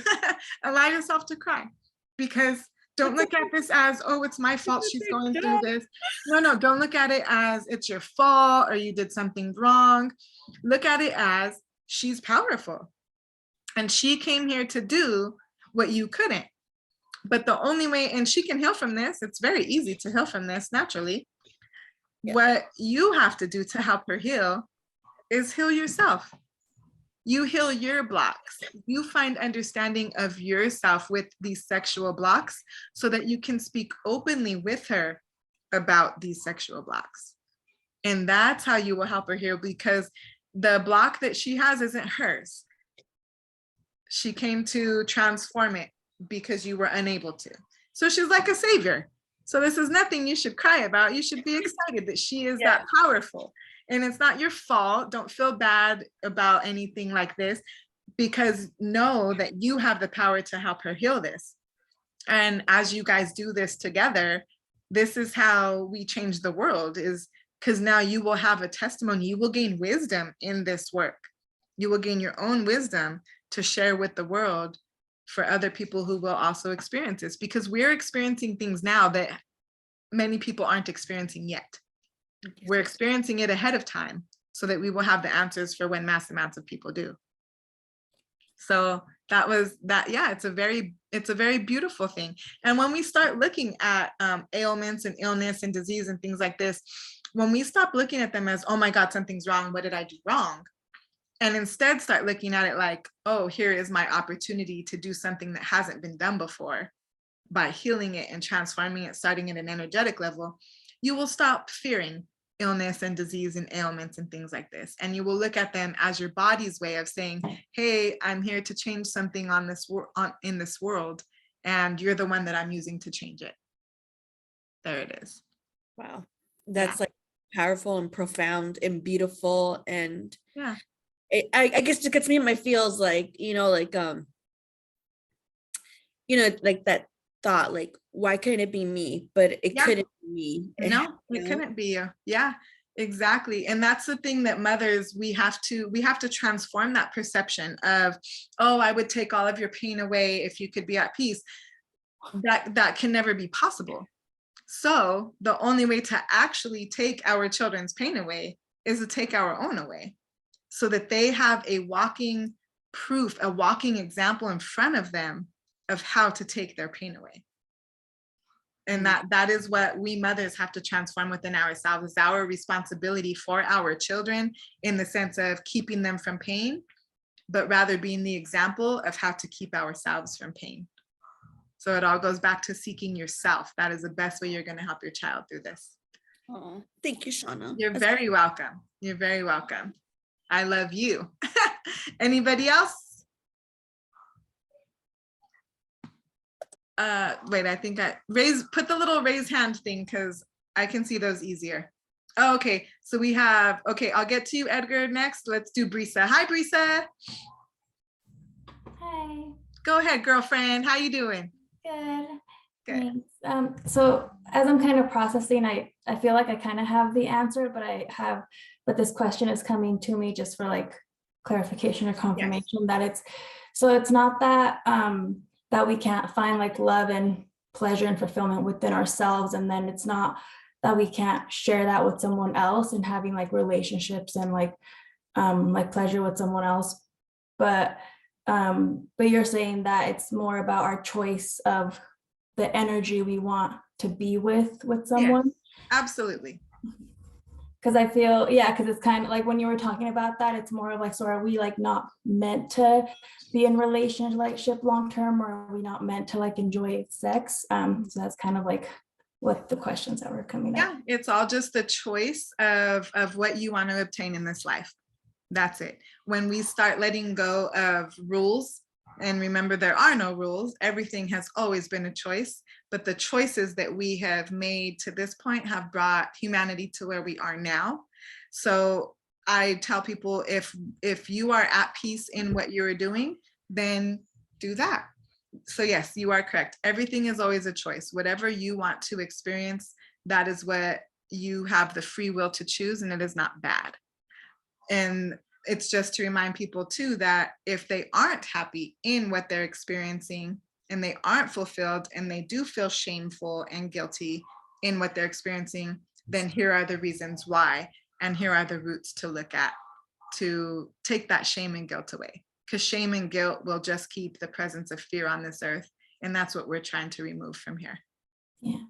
Thank you. And then just a follow-up question with that, if you do kind of feel like you picked up on a lot of people's energy from like sexual experiences, how do we like, is releasing that just like by simply like making like the acknowledgement that we want it to be released, or how do you know that There's a process that I like to tell people to do, and that is, you know, archangels are very real. Archangels, I used archangels at the very beginning of my journey, like all the time, to help me in this process.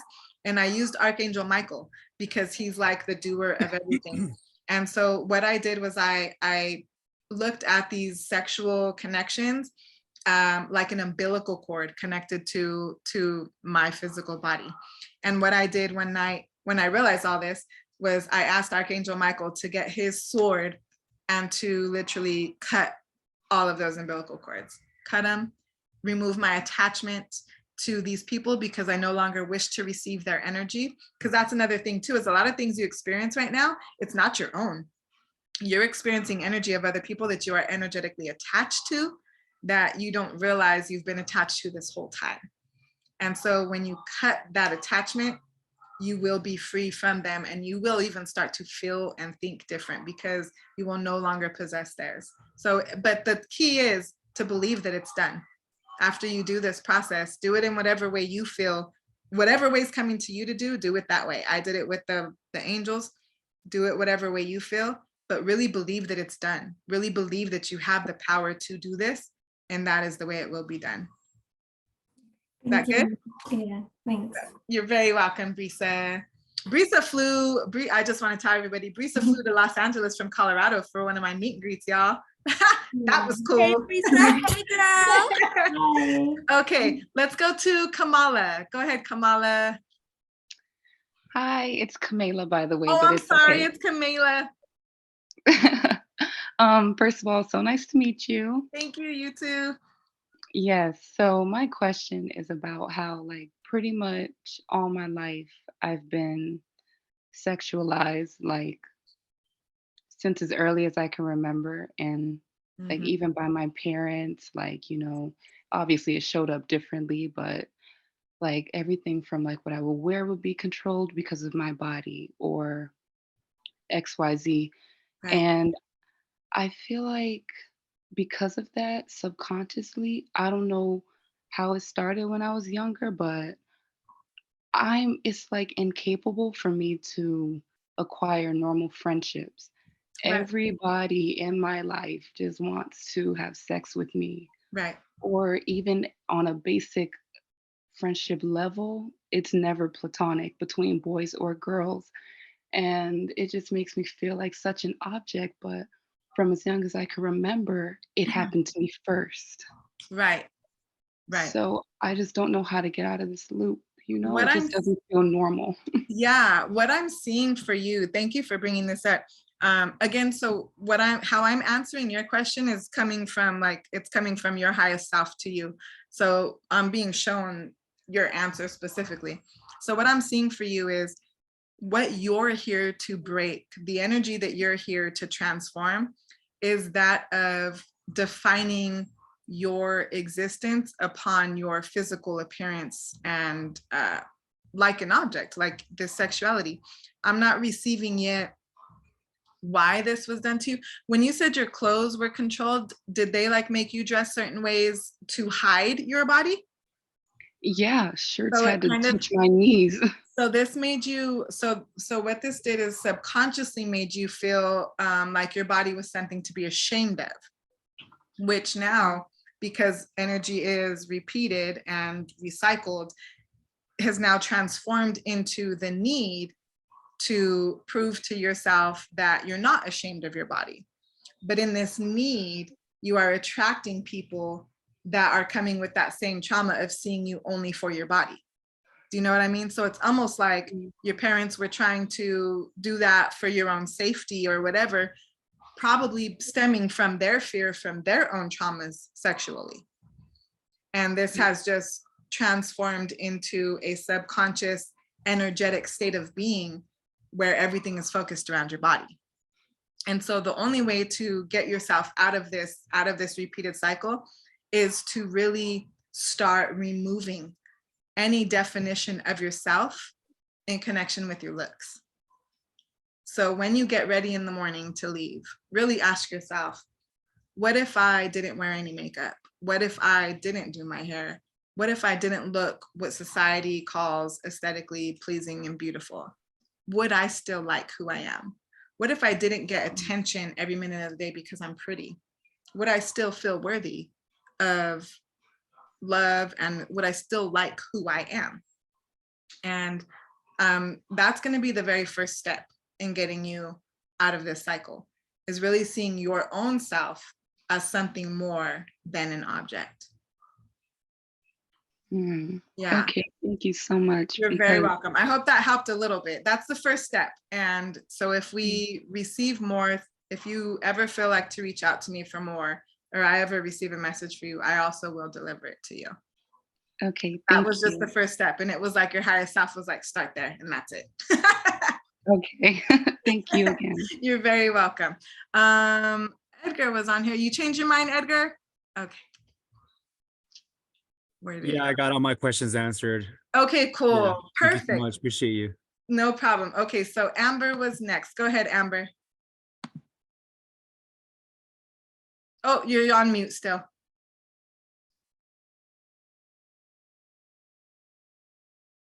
You have to unmute yourself. Maybe she can't. Okay, there you go. Okay.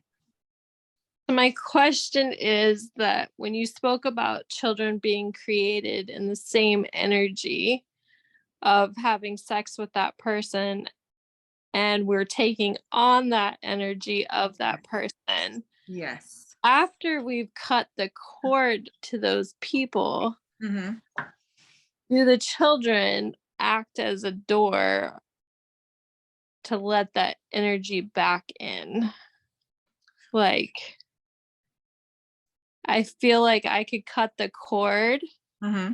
but then genetically, there's this person that I had sex with always there. Right. So that this is where you can change your right. I see exactly what you're saying. So in the act of cutting the cord, that is simply to remove the connection of energy from within your physical vessel, your thoughts, your every cell of your body. Like, energy infiltrates. So this is a real personal thing. The children are going to be there. Excuse me, I had like a little burp thing. That was weird. So the children are going to be there as a reflection still of that connection, but you are now physically detached from that connection. So this is an opportunity for you to accept that person that you're detaching from energetically. The children are an opportunity for you to still accept them in that detachment, because the children are still there as a reflection of that relationship. So this is a real deep work that you're going to have to do, that is learning of what detachment is. Detachment doesn't mean the love was never there. Detachment doesn't mean it never existed. Detachment means whatever role that person played in your life at one moment no longer affects you in your present moment. And that's the lesson I see coming in this work, of you detaching from those people, but still having the children right there. And then how important it is to have them also detached, because I feel like Bella is picking up all the negativity that he's going through. Mm-hmm. And she just she's so sweet and so special. All her energy is just, she knows what she's doing. But there's this negative force, and it's not I don't want to say it's not coming from me, but it's I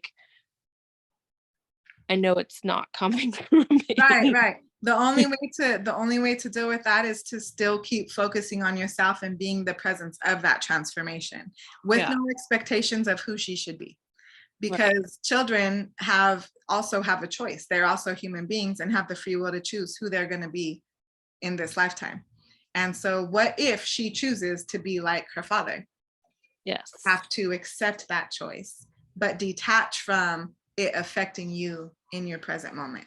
And when it's that energy of confidence and peace and freedom that you will have within yourself that will repel the negative energies from affecting you, which all ultimately comes back to you. And Thank in you. doing that, you will also teach the children to accept their fathers as well, whether they like them or not. That's big. And so is it something I teach them to cut that cord? Like, No, you just do it yourself. You just, you be the example of it. You be the example of accepting. And there may be conversations that need to start being had about your true feelings about their fathers and your relationships. And, you know, truth is what's going to set you free in your relationships with your children. Be very honest with your children. And in that, they will have no choice whether but to respect you. Whether at first they show that or not, it will always come, because respect is always a result of truth. thank you. You're very welcome, Amber. All Love right. What was that? Love you. I love you too. Okay, go ahead, Grace. Wait, where'd she go? Okay. Oh, you there? Okay. Yeah, I'm here. I wanted to it's probably not to this, but what stood out to me a lot tonight was when you hold a secret and you've been holding it, and you know, if you deep down in you, you know you have to probably say it one day, but it might hurt a lot of people. Yes.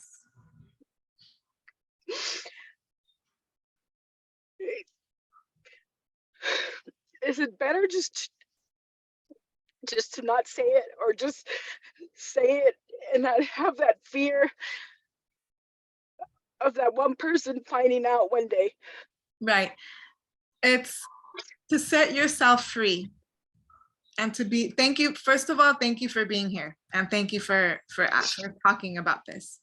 And thank you for allowing yourself to freely show your emotions and to cry, because this is big. To be free, we have to be honest. And in that honesty, we have to be willing to let people go. Because the truth about it is, if somebody leaves you because you were honest, no matter how ugly that truth is, they're not genuinely loving and accepting you for you, because that truth is a part of you. And if somebody genuinely loves you, they will love you in the midst of your truths. If they don't, that means they never actually loved you, but rather they loved you for who they wanted you to be. Does that make sense? What about when it's your child? Yeah, and that I had a sense that it was your child. And this is where kind of how I told Amber that the result of truth is respect. And you never know why that relationship, what I'm being shown for you right now is that relationship needs truth. It needs truth. And if your child shuns you after that truth, this will be an opportunity for you to ask yourself, who am I, even if my child doesn't accept me? I had to go through this with my own child. I had to ask myself, if he never accepts me for who I am or what I'm doing, will I still love and accept myself? And that my answer was yes. And there's such peace and power and the genuine energy of love in that when you accept yourself and are so honest with yourself that you're willing to let people choose not to love and accept you, even if it's your child. There is such a powerful respect that comes from that. My son and I have a relationship now that is completely opposite from any parent-child relationship that I know. And it all comes from me being honest with him. Even if he didn't want to hear it, I still was honest with him about everything. And I told him, so this way, if anybody says anything else besides what I'm telling you, you will know it's a lie, because I'm being 100% honest with you right now. When you do that, you are freeing yourself, and you deserve to be free. I see this prison that you are placed in, and it brings anxiety. It brings a lot of anxiety. and a lot of unnatural stresses and physical ailments that you're experiencing. And you deserve to be free from those. And you really have to do this in this honesty. And listen to yourself. When your soul says it's time, you'll know when it's time. You don't have to force it. Don't dwell on it every day like, should I now? Should I now? Let it go. Tell your higher self, let me know when it's time. And trust that when you feel like it's time, that's going to be the perfect divine timing for your child to receive this information as well. That's it. Thank you. You're so very welcome. Did that help? Yes. Okay, good. You're very welcome. Thank you for being here, Grace. This is good. Okay, go ahead, Carrie. Thanks for waiting. Woo! Everybody got their tissues out? Okay, go ahead, Carrie. Hi, thank you so much. I guess my question is so I had the adult sexual like rape, Yeah. and I can't remember my childhood, and I don't know, sorry, I'm just like, I don't understand my higher self, but I can feel when my higher self is telling me to do something. So yes, this is why I'm reaching out to you, and even though this is so hard, thank you for having the courage. Thank you. So is the best way for me to start to and I'm remembering what you said in the beginning, so I literally just need to ask myself, I'm ready to remember if there is anything to remember. Is that where I start? Yeah, so because you have experienced the adult abuse, it is a very strong indication that that is why you don't remember the childhood, is because there was a sexual trauma there that was removed from your conscious mind.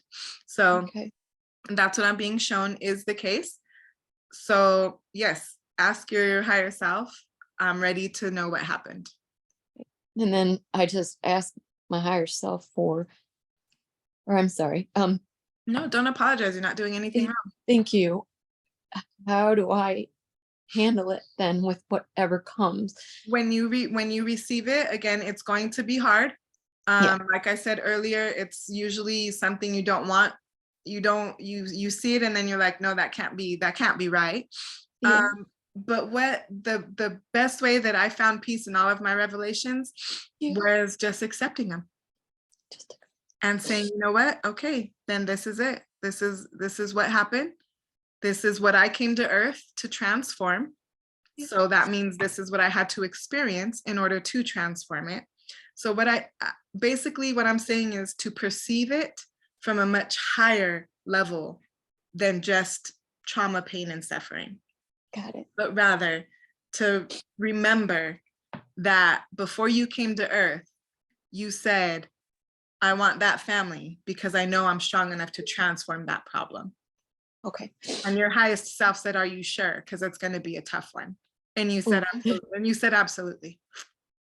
Okay, thank so you. So just much. remember that that's the core of your existence here. It's big and it's beautiful. Okay, thank you. You're very welcome, Carrie. Okay, Mr. Love, go ahead. Hello, you have to unmute yourself.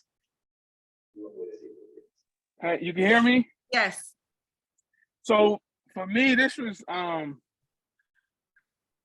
I know this is my stubbornness and just a willing not wanting to let something go.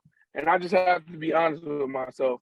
So as you know, I've been married for like 13 years, and on this journey, I had to let it go because I seen that we had two different mindsets.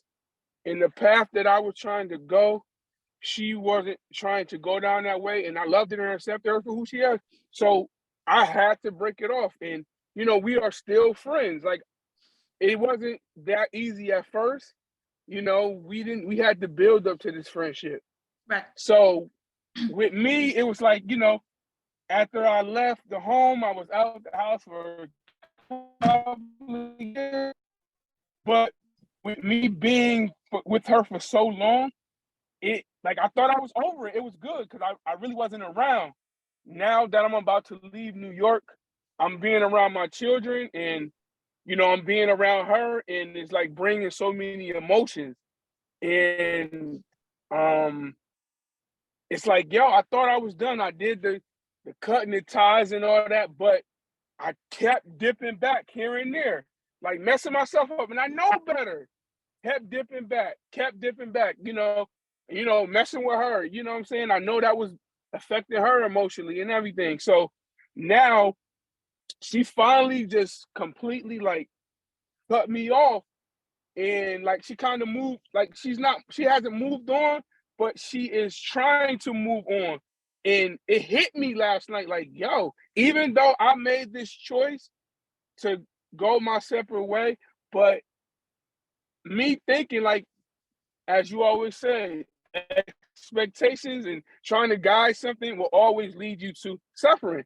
So me thinking that, okay, she eventually will get it because she started to understand where I was coming from. But, I'm thinking like, okay, she's going to walk this path, and it doesn't have to. What's your question? Only because it's 8 o'clock, so I don't want to keep everything. I'm sorry. What's your question? So I was just like, how can I, like literally, it's like cut this off, because it's like every time I think I have it, it resurfaces, and like I can't let go. It's a choice, Mike. That's all. It's a choice. I know. You do it or you don't, and it's gonna keep resurfacing as long as you keep dibbling and dabbling. Because it's resurfacing to show you that you haven't actually made the choice. You keep telling yourself you're making the choice, but energetically you haven't. So it keeps coming up to give you another opportunity to say, I'm ready to move to the next level of myself, which requires leaving people behind. So it's just a choice. You're going to leave it behind, or you're going to carry it with you. If you carry it with you, you'll just keep doing the same thing. It's all just a choice, boo-boo. That's true. You can cut the cords all you want, but until you make the choice to leave it, it's never going to leave. Mm-hmm. That's true. You got this. You got to just make the choice. Do you want to keep going to your highest self, or do you want to stay where you're at? That's all. Yeah. I think I just needed to hear that, because I already knew. You knew. You got this, Mike. All right. Thank you. You're welcome. Go ahead, Sandra. And then Sandra will be the last one. And I want to get everybody waving bye. So if you could just hang on just a couple more minutes. Go ahead, Sandra. Hi, Shanna. Hi, everybody. So I have a question. There's generational sexual abuse, right? So my mom was abused, I was abused, my daughter was abused. And so my question is how, and I was listening to your answers. And so I'm working on my healing and transforming, my pain and all that. And my daughter has somewhat also started, but I'm afraid for her kids. I don't know how I feel like I don't want it to happen to her kids. Right. So first, and I know that I'm working on myself, and I know that she's gonna have her journey, and she has her journey, but I'm just afraid of it repeating, Right. So remember what I said a while back, what you fear will come. So first, you have to transform that fear and have faith that the work that you have already started to do has already changed their future. And that's what I'm being shown. And that's what I'm being told to tell you, is that the work that you have already done has already changed their future. So you don't need to fear it. They didn't come to repeat that cycle. And if they were going to repeat it, it would be due to your lack of this journey, but you've embarked on this journey. So you have already changed it for them. You have already saved them. Thank you. Let's give you a hand clap. The answer was just because I did change it. Yes. I changed it. My mom couldn't do what she had to do, and I did what I had to do to protect her because it wasn't done for me. And I felt like, okay, maybe what I did was gonna help the future generation, and you just validated it. Thank you so much. Thank you for doing what you're doing. You're changing the future. You're changing the future for our children. So thank you, Sandra. And thank you for reaching out with that too. Thank you. I love you guys so much. Shanna. Who says Shanna? I did. Bernice. Oh, hi. So before we log off, Shauna's birthday is tomorrow, and I want us all to sing happy birthday to her. Let me record it. Unmute yourselves. Unmute yourselves. Sarah, you're so cool. That's so cool. I never make a big deal of my birthday. You know, I even forgot my birthday was tomorrow. So let's see. Are you ready, Shauna? Or yeah, I'm ready. Okay, so at the count of 3, we're gonna sing happy birthday. Okay. Happy birthday. Happy birthday.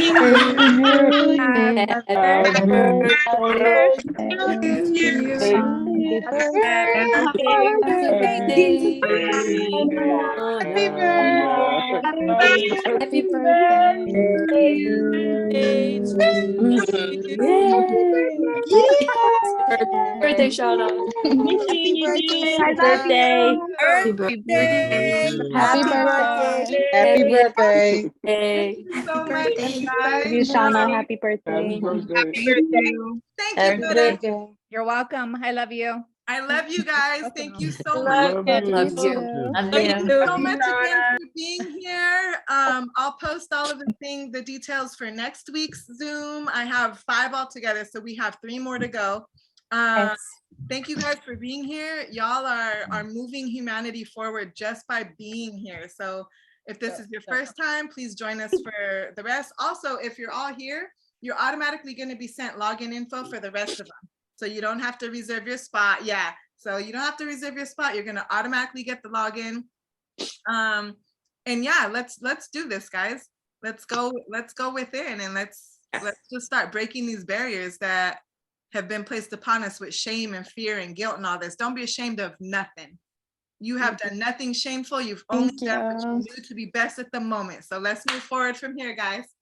Yeah. Thank you, Thank Shauna. Thank I you. love you, Shauna. Bye.